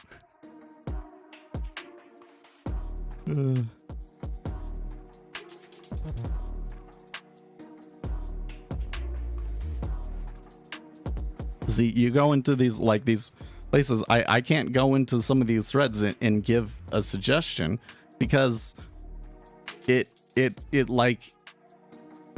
destroys their ego. They've built up this whole ideology, and their ego is invested in this ideology. So striking at any component of it is an attack on them as a person, right? Why is most every sports team that I have seen from Utah sponsored by MLM? Oh, well, it's not like every sports team, but there was the Zango thing was the most prominent one, wasn't it? So, a part of it is a Mountain West thing, and but part of it is kind of a more of a Utah thing in particular. So, like in the Intermountain West, people are very independent, right? Like they especially in the rural areas, they want the federal government to go away, right? These are people that believe in being self-sufficient, right? So, you get people in Utah are I would say quite a bit more likely to try and be entrepreneurial than the average person is. Like everybody in Utah is looking for an opportunity to start their own small business. You know, like I think in a lot of places it's kind of like they're watching TikTok and people say, oh, you should start your own business and not just work for other people. And that's like a new thing they've never heard before, right? But in Utah, that kids don't get that because they know that everybody wants to start their own business and be entrepreneurial, right? Well, one of the easiest ways to do that is MLMs, right? So they don't understand the issues with an MLM, and so they're very prone to them, right? And the culture is such that you have much stronger ties with your local community than most people do, right? Like, when I was a kid growing up, I could tell you who lived at every house in my suburb, like 100 houses or something, 50, 100 houses, something like that, right? Like every house, because that was the word, and I knew we had to go to them every week, right? Like what we do for church, and we go for like tithing collection, or not tithing collection, fast offerings and stuff like that. So like I knew who lived at every house, right? But most people don't know that. Most people don't even know the people that live next door to them, right? So when you get one person in a ward that gets into the MLM, who do they sell it to? Everybody else in the ward. And then they try and get them to be in the MLM too. And so that helps MLMs become a lot more popular in Utah than other places, right? That the MLM is just like really well suited to work well in Utah, right? So like Mary Kay ladies, right? There's a lot of them in Utah. There's a lot of them, right? So I really think that's what it is. I hope it changes. I think that because of the internet, a lot of people are really turning against, a lot of people are really becoming anti-MLM, and I'm anti-MLM. I'm never going to join an MLM sort of a thing, right? You live in a complex with 250 residents and you can tell all of them as well, at least their names? Well, that's good. Most people can't do that. When I lived in West Valley and I lived in the apartment complex, I couldn't even tell you who lived on, with the same building or the same floor.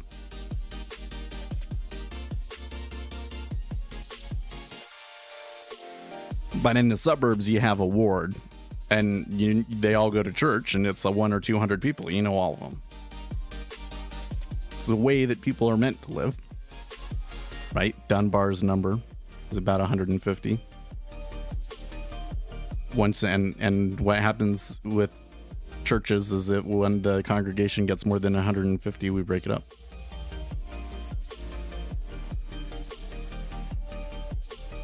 Pushing the higher end of the range here, you think that we'll get like some more interesting flows? So it's been pretty tame. We haven't had any like strong trends in the flow or anything like that, but maybe it goes one way. Each building has name tags with those numbers on. Oh, okay. Yeah, I really hated the how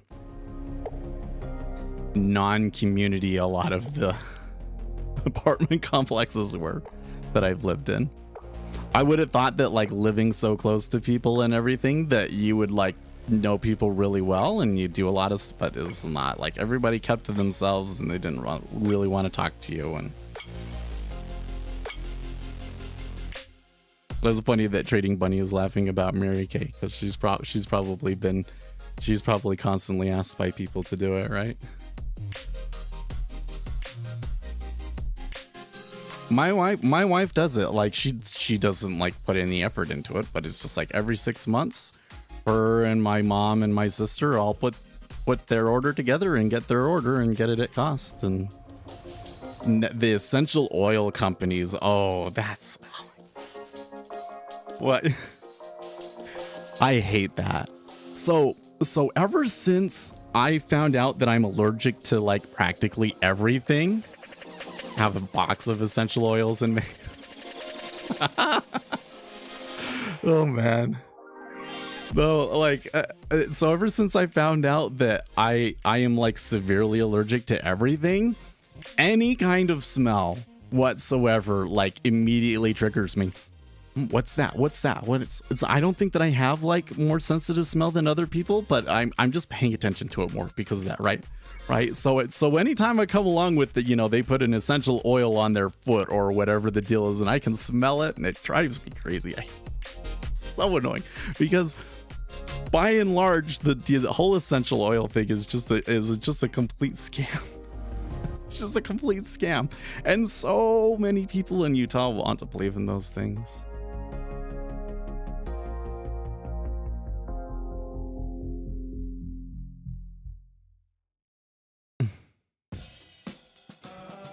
Yeah, well, it's because of when the neighbor's having sex at 3 a.m. It's easier to tell them to shut it when you are not their friend or don't know them. If you're buddy with your neighbor, it's harder to do. Maybe that is it.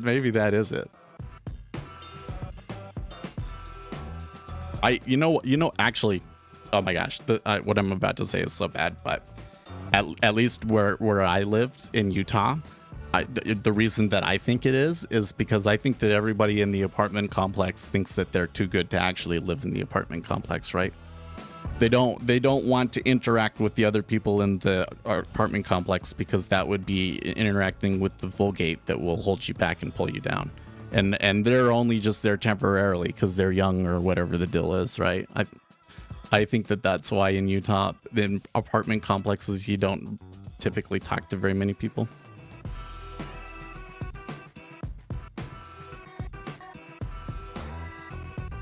It's big in Oregon too. I had a gal who worked for a dermatologist tell me that essential oils can get rid of skin cancer.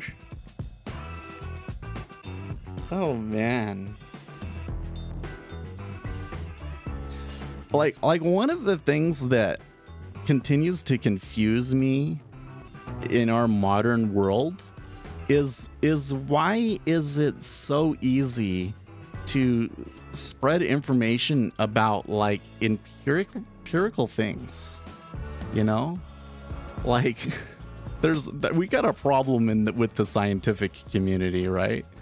Because you can get a study commissioned to find out a certain thing and like manipulate the numbers until you get the result that you want, right?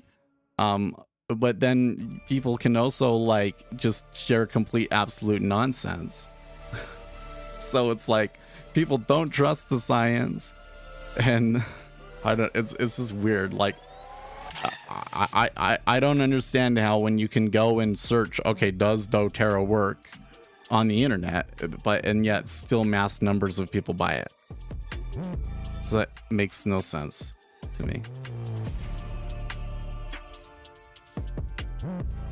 Whoa, wait, what?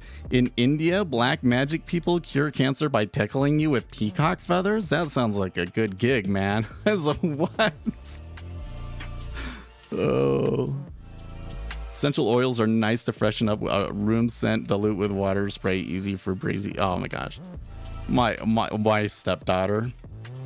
She's into all of the scenty things. A part of it is because she has a hedgehog in her room and it smells. But like if she puts on perfume, like I can immediately smell it and I'm like, you put on way too much. Like I can smell where you walked, right? Right. And it's not just because I'm sensitive. You put on way too much. You put on way too much. Easy for breezy. And most of these smells I don't like. Especially if it's like too strong of a smell.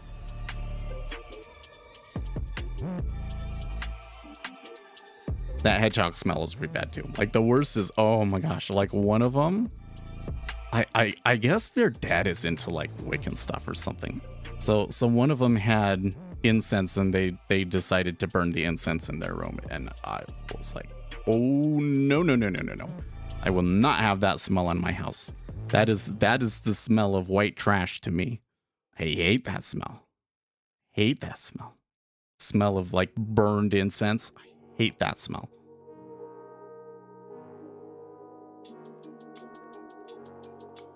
It's like I've got this group of scents. You know what it is like when I was a missionary, right? You walk into somebody's house. Okay, so like what are some of the things that you smell when you get into people's house? Coffee.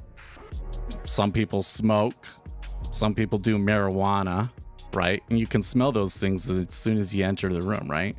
And so like, because they're not things that I interact with very generally, I don't think that my brain like immediately goes, that's marijuana. No, it just says, somebody in this household is breaking the word of wisdom. That's what I think. It's just the word of wisdom smell in general, and I hate it. And I especially coffee. When I was in college, when I was at university, and you go into the early morning class and all of the girls would have their espressos, I hated that smell. I hate it. Coffee, the coffee one, like if I take a whiff of like if I catch some secondhand smoke, for instance, right, like that, I can tell.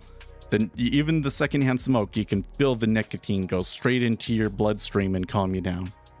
You can just feel it. Okay. Coffee makes me nauseous. Like the smell of coffee makes me have a headache.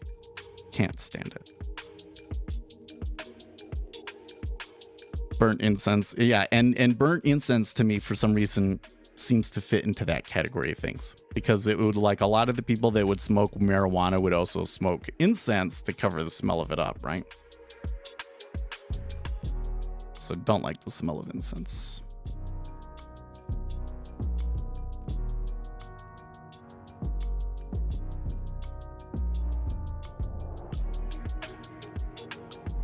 It really is. It really must just be that there are certain things that we want to believe, right?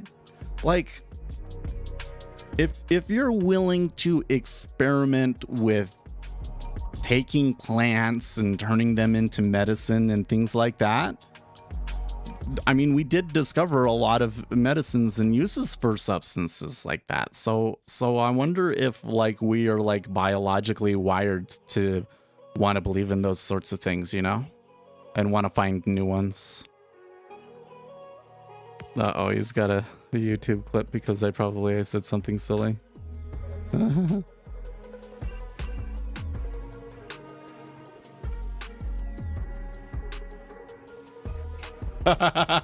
made the clip. That was pretty good.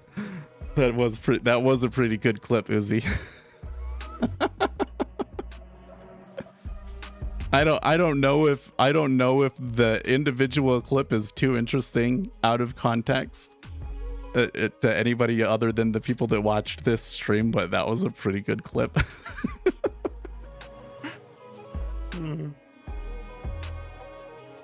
Oh man. So I think the one experience I had that I really remember for some reason, Lord, that smell, like every time I smell that, this is what goes through my head, okay, was I was in Independence, Missouri, okay. Independence, Missouri is an interesting place, okay, because you go on to the Kansas City, or the Kansas side of Kansas City, like the southwest corner of it, and you have like one of the richest counties in the whole US because it has such low taxes. Like it's a crazy place. And you go and there's just like McMansions for miles. It's nuts, right? But then there are also parts of Kansas City that are just the ghetto, like just the absolute ghetto. You know, there was places that missionaries weren't allowed to go because it was considered too dangerous, right? Okay, and it's a multicultural city too, right? So you've got areas that are poor black communities, and you have areas that are poor white communities. Okay, Independence is the poor white trash community. Okay. that's just kind of what it turned into. Like there are some good places of it, but oh man, there was this one road in particular in Independence that we called Meth Alley. I swear, like everybody that lived on that street was crazy or on meth. One of the guys, the guy that lives at the end of the street, was the guy that tried to burn down the church lot. And I met him and he is nuts. Okay. But like I came across like literally like 3 different people that I was pretty sure were on meth. Like that's how I learned to identify the warning signs that somebody is on meth and how they behave and all that sort of stuff, was from Meth Alley, right? But there was this one kid that lived on that street that I think we visited them twice. And they had all of this stuff. Like we went in there and there was like marijuana with like, you know, the really big seeds that had like fallen on the ground and they had been like smashed because they weren't like cleaning things up. So like there was like bad marijuana on the ground, right? And they were burning the incense to get rid of the marijuana smell and everything else like that. But then the other thing was, there was this kid and he bragged to us about how he smokes a carton of cigarettes a day. Holy shit. Like that was the first time that I had ever heard of anything like that, you know? And like I had this one guy that I was working with there that really, really strongly wanted to be baptized, and you have to quit smoking to do that. So he was trying to quit and he was having a really hard time quitting. And, you know, he was smoking a pack of cigarettes a day. Like a pack of cigarettes was like a lot. Like a pack of cigarettes is like a lot, right? And this kid told us that he was smoking a carton. And he was all proud of it. It was like a challenge to him to smoke a carton. Right? Like you literally have to sit there and just smoke the whole day. And my companion didn't believe him, and he showed us, and that was all. Here's the carton that I had, and here's the carton that I had yesterday. It's like, what the batch? Do they smoke a lot, the Dutch? I do 1.5 packs a day, and that just sounds right. Oh my gosh. Just like thinking about it makes you feel sick, doesn't it? You know what was the worst one though? It's another smell. So this was not in Independence. This was in, what's this place called? So where the university is. Manhattan. No, not Manhattan. That's the other university. Now we have to look at a map. Oh well, it's where KU is, right? And there was this guy that was, I think he was a teacher at one point, but he was very old. I'm pretty sure that he was gay and just didn't want to tell us. because he was very, oh, it was Lawrence. Yes, Lawrence. Because he was quite old and had never been married or anything like that. So I'm pretty sure that from some other things, and the thing that they do there in the gay community is they smoke cloves.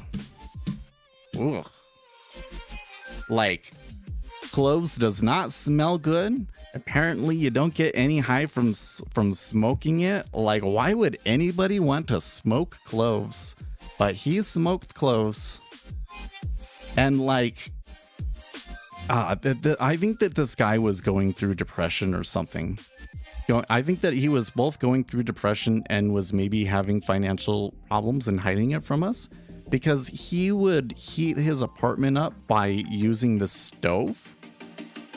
And then he was like, he'd be in the apartment like all week and have never showered. So it's like this combination of like burnt stove, cloves, and like BO. And when he opened the door, oh my gosh, it smelled so awful. Like it smelled like manure. It was disgusting. Oh my gosh. If you smoke cloves, you're probably depressed. That was that. What is the point of smoking cloves? I don't get it. Why would you smoke cloves? Okay, does anyone have a good NinjaTrader high open low close that doesn't crash the system? For month and weekly. So I think that there might be one on lizard indicators. We've never talked about lizard indicators, have we? With Trading Bunny. Let me pull that up really quick. Cloves are like goth/emo cigarettes. Oh, okay. Okay, so there's this website called lizardindicators.com. And these indicators were made by a famous user on Futures.io named Fat Tails, together with one or two other guys. And they eventually decided to package all of their indicators together and offer it. So for this one, you get like, okay, it's $195 registration fee, no recurring costs. And it's this ginormous library. So like, you don't even download all of them. You just find the ones that you want and download the individual ones that you want. But look at how many indicators they have there, right? There's a ton, okay?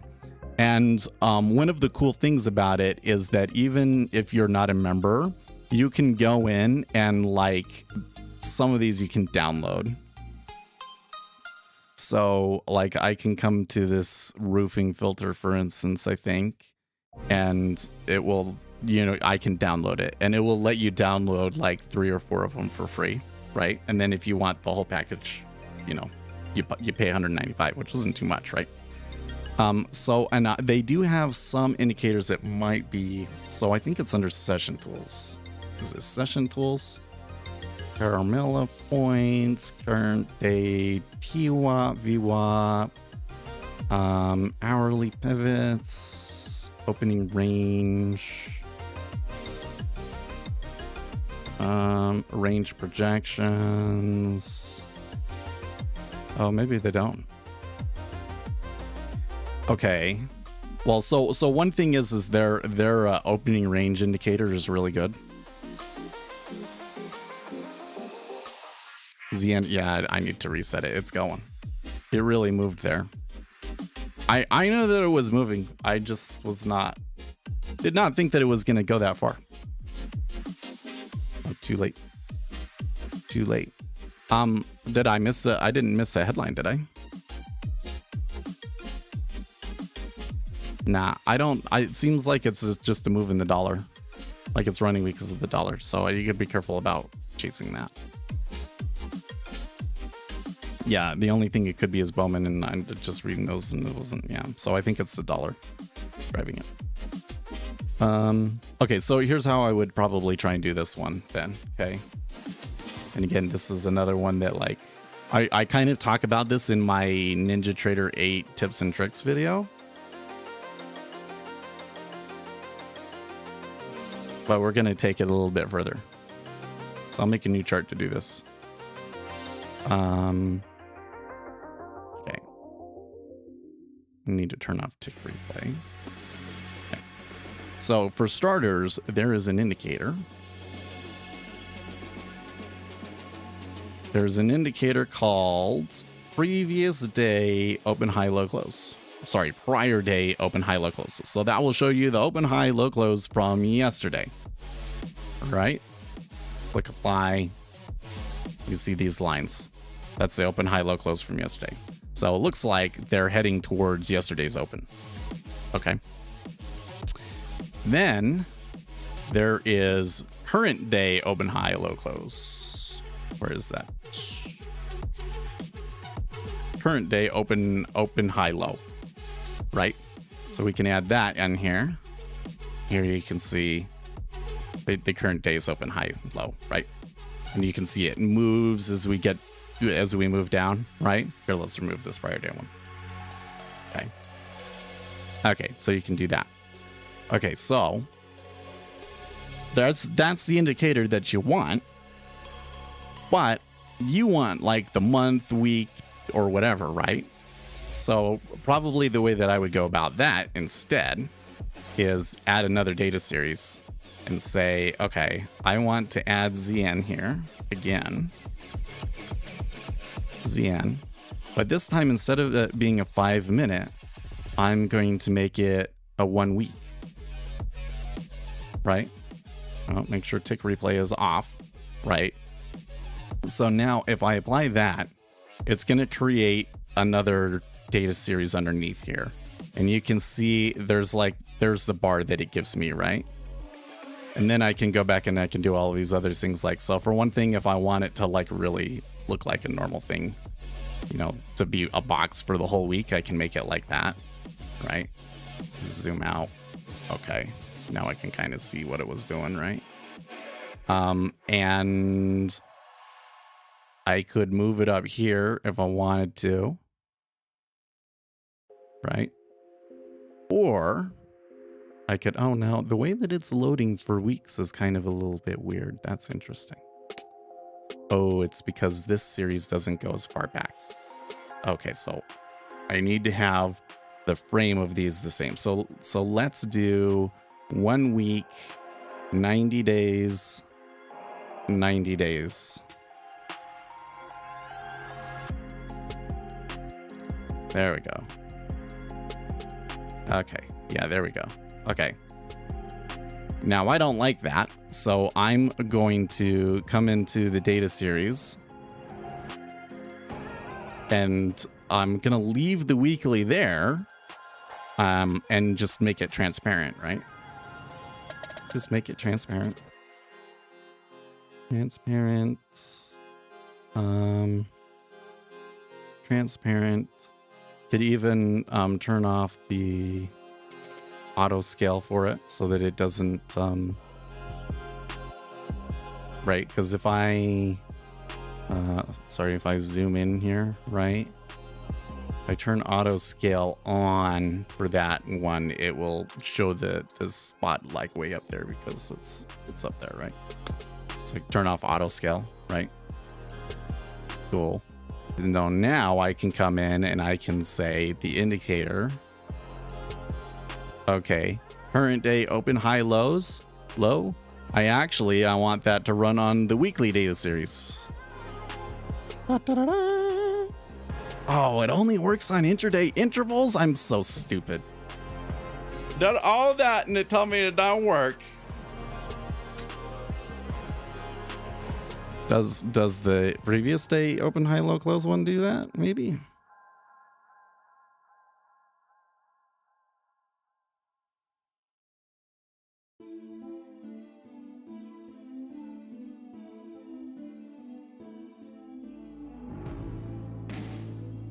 No, that one only works on intraday intervals too. Okay. So then let's do it another way. We'll change this weekly here and we'll use my multi-period candles. Down bars orange, up bars cornflower blue, Draw high low box, high low, outline up. Right, I can just make that like white. Right, white. I don't know if I have the wicks set up correctly, but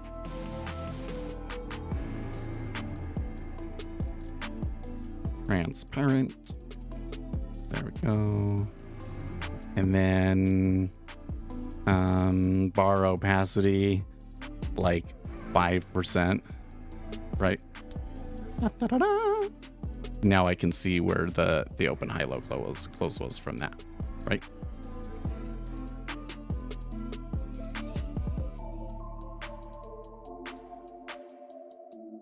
Eh?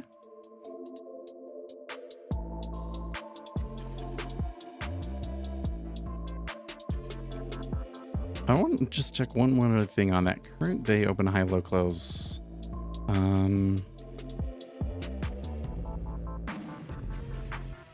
There's not any.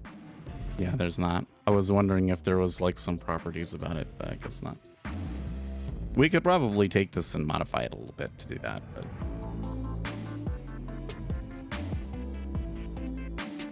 I personally wouldn't worry too much about like what the weekly high and low are and all that.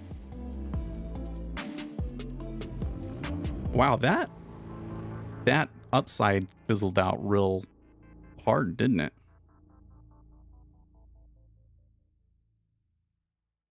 So now that move happened and we missed it, and I wasn't really planning on taking trades today. Let's look at what we did here. Okay, so we're at 385. So we did move down about 22 basis points. And the deltas on it were, oh wow. So from 105 to 75, so 25,000 contracts long in the treasury. In the 10-year, all three of them were up, and the dollar got creamed. And the 6J did go up, although the 6J was not quite as, it's up, but it doesn't look quite the same as the other ones. And that shift does appear to coincide with the change in the equity indexes. Okay, so I would say that looks like a strong correlation there, but it was accompanied by pretty strong volume too. So I'm not entirely sure where the driver was. So I think that we could try taking more trades in the treasuries based off of that.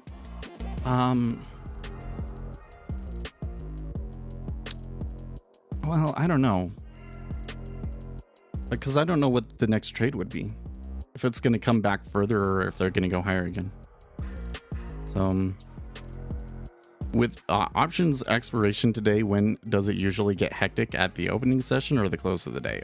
So that's a good question. So options expirations can be kind of weird, right?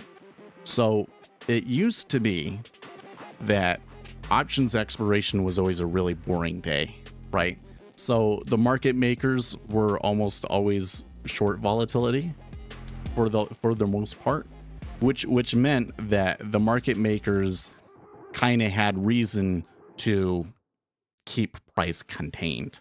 And if price started moving a certain way, they would want to have their positions set up as such so that they push against that, right? So if it moves down, for them to hedge, they want to buy it and whatnot, right? And so you get pinned, is what can happen, is you'll get pinned to a certain price where like the market maker makes the most money and all of the options expire worthless, and it just sits there all day and it doesn't do anything, right? And you would get this phenomenon where if something happened that day, all of the, if it went far enough, all of the market makers would be screwed, and then you'd get this monster move on a Friday, right? So there was some situation. So it was basically like, usually it's quiet, but if something does happen on that day, then you get a really, really big move, right? Well, then we started to get the the whole gamma moving things and now even more prominently 0 days to expiration sort of a stuff.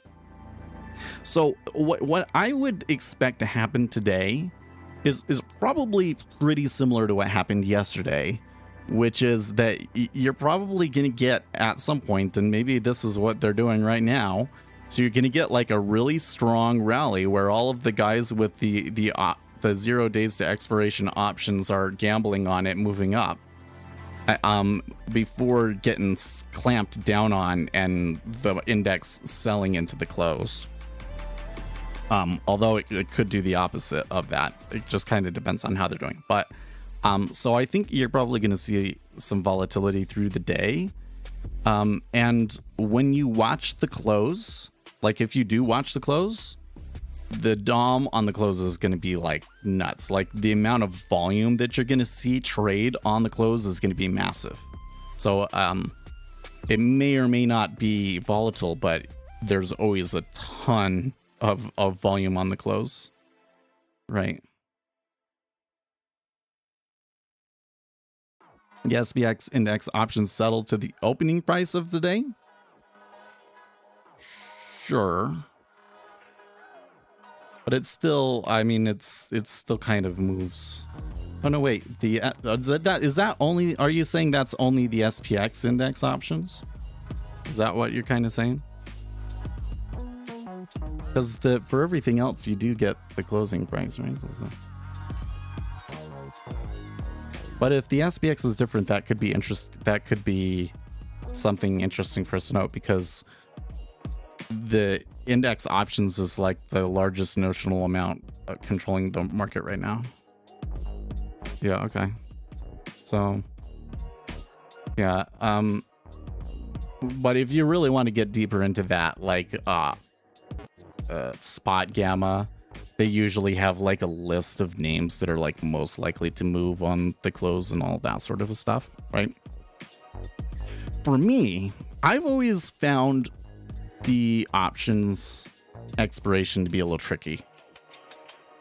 I've always found it to be a little tricky. So what I do is I wait for the next Monday, because then all sorts of weird things happen on the next Monday.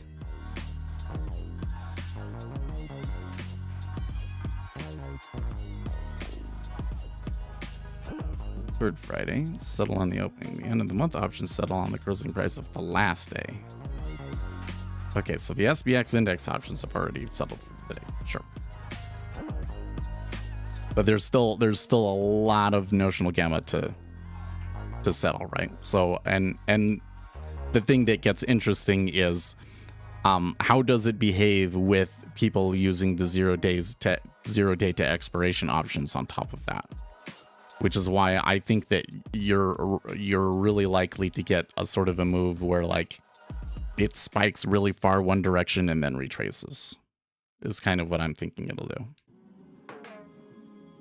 Yeah, so what happens is, I mean, you can take your hedges off before the expiration, of course, but a lot of it, as I understand it, I don't know, that'd be a better question for Akshay, but from what I've seen, you will often get a lot of stocks will buy or sell or whatever the deal is on the Monday as the market makers all dump their hedges, essentially, because they don't need them anymore. And so like the way that I see this happens,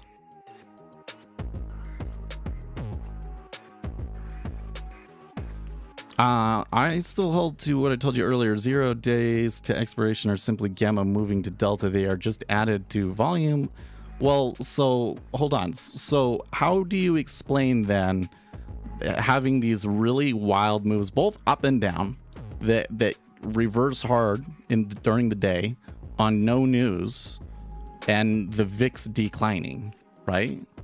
I think that's all kind of suggestive of day traders gambling with the 0 day to expiration options, and kind of creating these internally generated moves that are kind of like nonsensical from the perspective of like fundamentals, right? Well, I would, okay, so that's a good argument. SXPP and FSEX are both having the same wild intraday moves. If those are wild intraday moves that are isolated from the moves in the equities.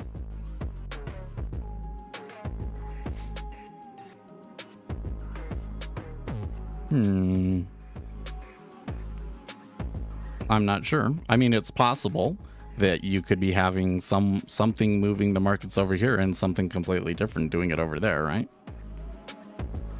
I can only say the only thing that well, not the only thing, but the thing I'll say I feel pretty confident about is that the S&P 500 has been moving differently the past few weeks as the DTEs. Can we just call them ODs? How would you say that?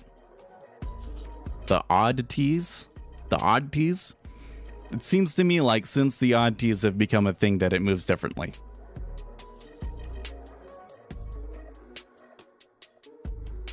Well, I don't want to say zero DTEs. I know, of course I know what it stands for, but I don't want to say that. That's too much to say. I need a slang nickname for it. Or we could just call them zeros.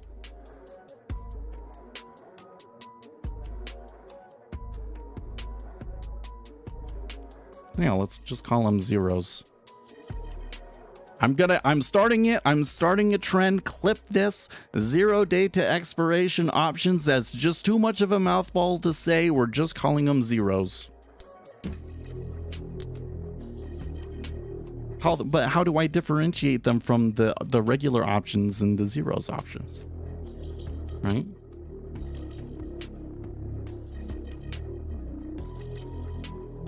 Yeah, right? That synthetic dollar index is like once you get that indicator, you're kind of like, wow, this should be like built into the platform, right?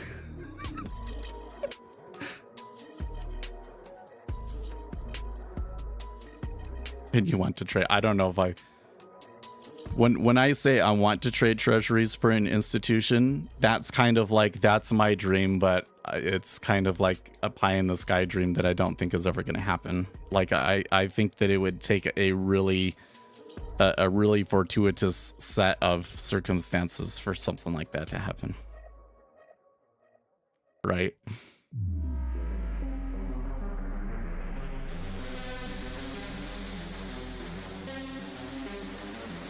Why can't we call them zeros? I don't. Why are you so opposed, actually? Well, it came right back up there, so there was continuation. Actually, we should reset because we might get no,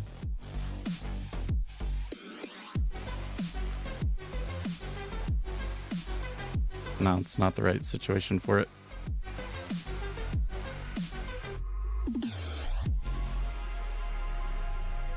Call your GS. Who would I call? I don't know anybody in that division.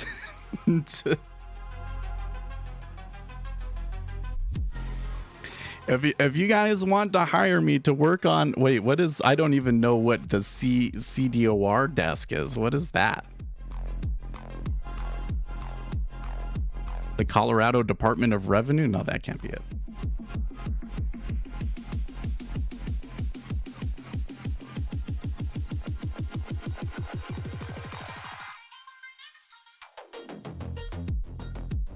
Have you called me this?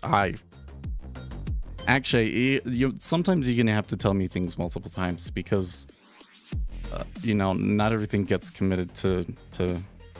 Oh, okay. CDOR is the Canadian equivalent to the euro dollar. I misunderstood what you were saying then, I guess.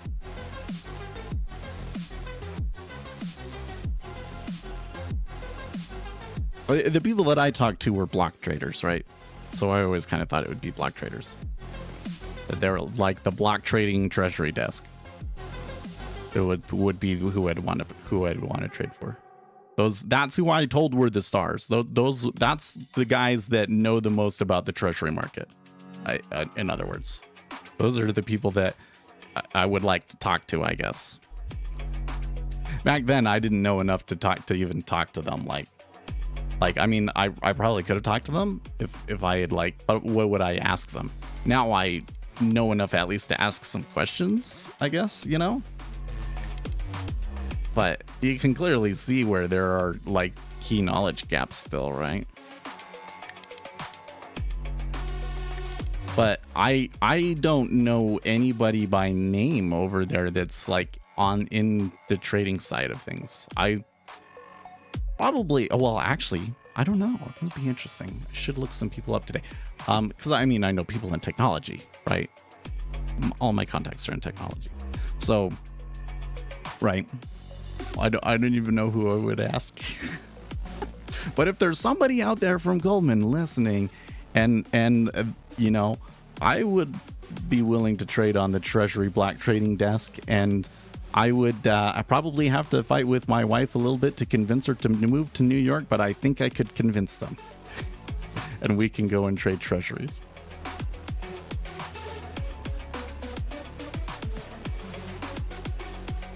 No, I don't even remember what her name was. Isn't that crazy? Yeah. Oh, if you were doing well, is Montreal okay? How good is Montreal? Wait, so why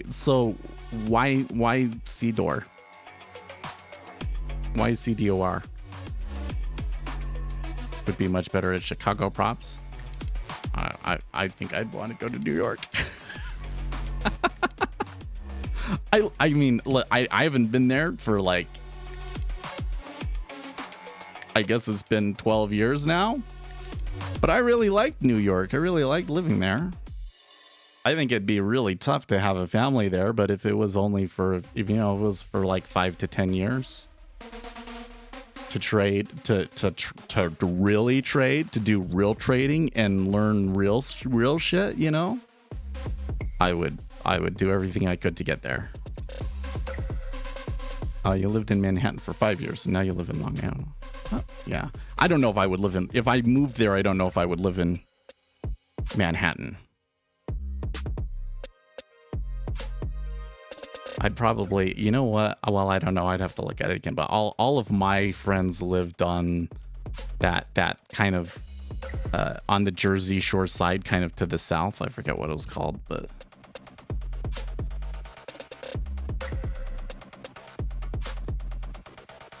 Oh.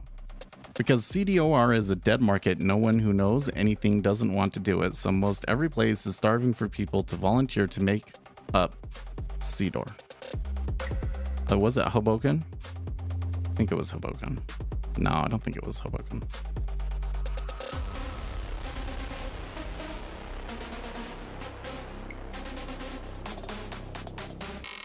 It was a nice little area though, I tell you that.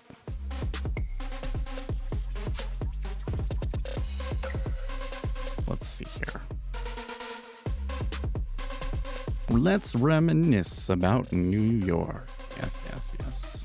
So when I lived in New York, the thing that was interesting was we lived up in here. It was like Hotel Affinia or something like that, which was right a block away from the Empire State Building. So we were over here, and then every day we'd ride the train down into here. And we were actually in the Broadway building before they got rid of it, right? So we were actually in the Broadway building. And then over here, I forget quite where it is, over here at 200 West or something. This is where the new Goldman building is, where they have that trading floor that's just, oh my gosh. So that's where I would want to be, is on that floor. And then the place that they was at was maybe it was just Jersey City. I thought they had a special name for it.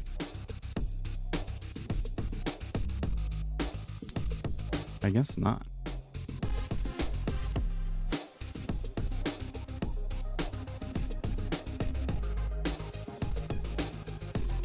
But yeah, I'd probably live over here. So it's what happens is they would all, oh whoops, where did I go? All right. They would all live over in here. And then because Goldman has one building over here and one building over here. So if you live there, you can get to them real quick. That's probably where I'd want to go. That, or yeah, you could do so. Or Tribeca. I don't know what it's actually like to live in any of those places. I can just remember the places and the streets and stuff. I guess I wouldn't really care.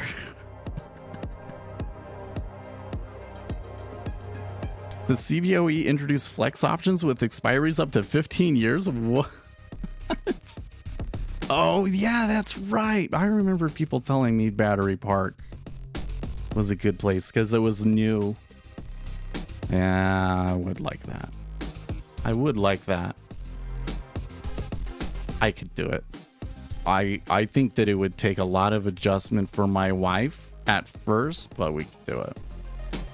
They would have to pay me enough, right? Like,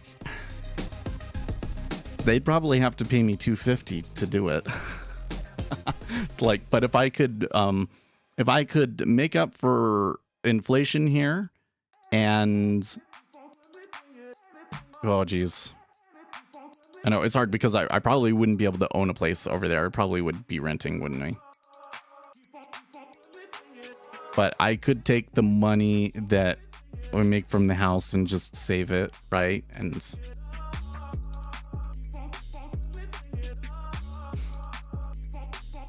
wouldn't mind living there and then trading. But like I said, like this is where it's like, okay, first of all, I have to be able to talk to the right people. I don't know who I would talk to.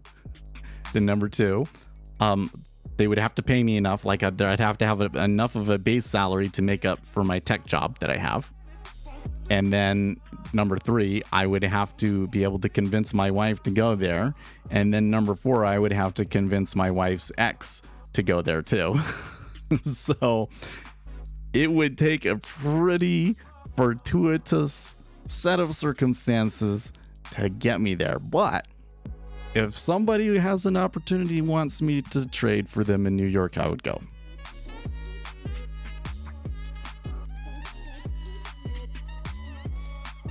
Actually, it's like, huh? Question mark? What? Yeah, because you know, they have joint custody, so you can't just leave. You can't just move to another state. He would want to move too. I don't think that it would be. I don't think that it would be too huge of a pull for them, because he's a pilot, so he would just probably just move to a station that's in New York, right? Might actually be better for him to be in New York or Chicago. Actually, he works out of Chicago right now, so I could do Chicago too. I don't know. I've never been to Chicago. No, I take that back. I've been to the airport in Chicago. You could put it like that, but I've never like been out and about and visited Chicago. I'd really like to go do that.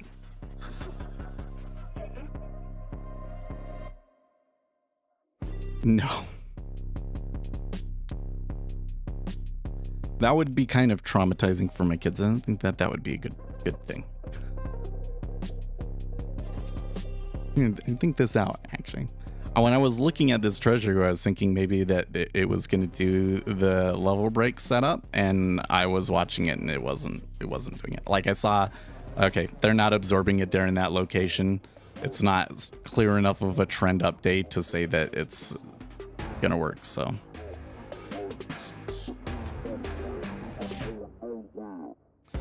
Now, with the New York thing, the other thing I'm told, I really don't want to do this. Okay, but this is what people tell me what I hear people do is they live in Connecticut.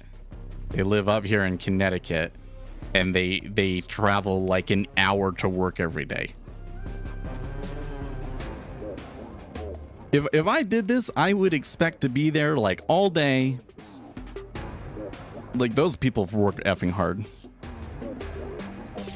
So you'd have to pay me well, but I would do it. To trade. To learn Like, the thing that interests me is knowing about the market, you know? Doing that from Long Island, yeah. And people have told me that I would like the people in Long Island. That, like, Long Island and Queens are my people, is what I was told. And I remember going up and through,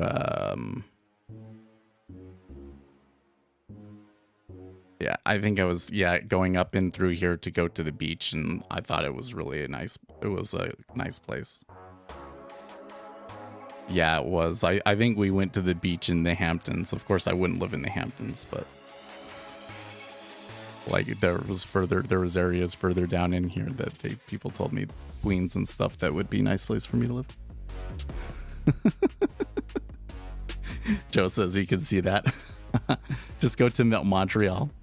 You could speak French. Maybe I could do that too. Yeah, so you were saying that, you know, like, nobody wants to trade that Canadian market. If I get to learn the stuff that I want to, then yeah, I would do it, probably. You know, as long as I could make as much as I make now. I have kids. That's kind of it. You know, if I was younger, I wish sometimes like some of the things is like a lot of the interests I'd pick up and stuff. I don't know if I would have picked up the same interests if I hadn't been who I was with and things like that at the time. But sometimes I'm wonder, like, okay, if I had gone to Goldman Sachs but I hadn't have been married, if I wouldn't have been more willing to just straight up move to New York. But Montreal is kind of a different thing. Well, maybe I could make that one work too. I don't know. The only problem is you will be paid in fake dollars. Yeah, you'd be paid in Canadian dollars. Oh, man. But like I said, the thing that interests me is learning about the market, right? Like, I know that there are things about the way that the treasury market works that I would only learn from being in an institution like that, right? And of course, I can read all of these books, and I've got all of these amazing books and stuff, and there's learning that I can do on my own. But if I was there, I could be that learning that stuff would basically be my job, and I would be picking up all of the experience and talking to the people that like really know about this stuff, and that's what interests me, right? Now the other option that is probably more realistic, okay? The other option that is probably more realistic is that we can somehow leverage our Series 65 certification, or whatever we call it. Is that how they call it? Is that you're Series 65 certified now, or just that I passed the exam? I don't know. But that I could become an investment advisor, and that maybe there is a position somewhere where having the programmer that has the investment advisor certification is useful. Like, for instance, you're a shop and you offer multiple automated funds, and so you're constantly talking to customers and trying to help them understand which funds would be best for them to be in and how those funds work. And you know, you have the quant guy that understands how it's programmed, that might, you know, provide insight, if at least not just like some weight to what you're saying. Kind of like, you know, in The Big Short, there's that guy that like, they're like, this is our Asian that figured all of this stuff out and all that sort of a thing, right? And the kid's like, oh, I'm just like a first year. I could be that guy, right? So for maybe I would actually talk and be able to give you advice about, you know, how to do your investments, right, from an algorithmic perspective, right? So if I can find a job like that, it's probably more likely of a job for me to get right now. And there might even be a way to make a job like that here in Salt Lake. So maybe we'll see. Gonna keep looking. In the meantime, I guess I really need to set up my own investment advising business, because I think it would be really dumb to go and take that test and then never actually use it, right? And of course, I'll have to pay some fees to register and stuff, and then maybe not use it. But That's okay. I'll do it. I'll do it. The only thing holding me back right now is we need a name. We need we need a name for our investment advisor business.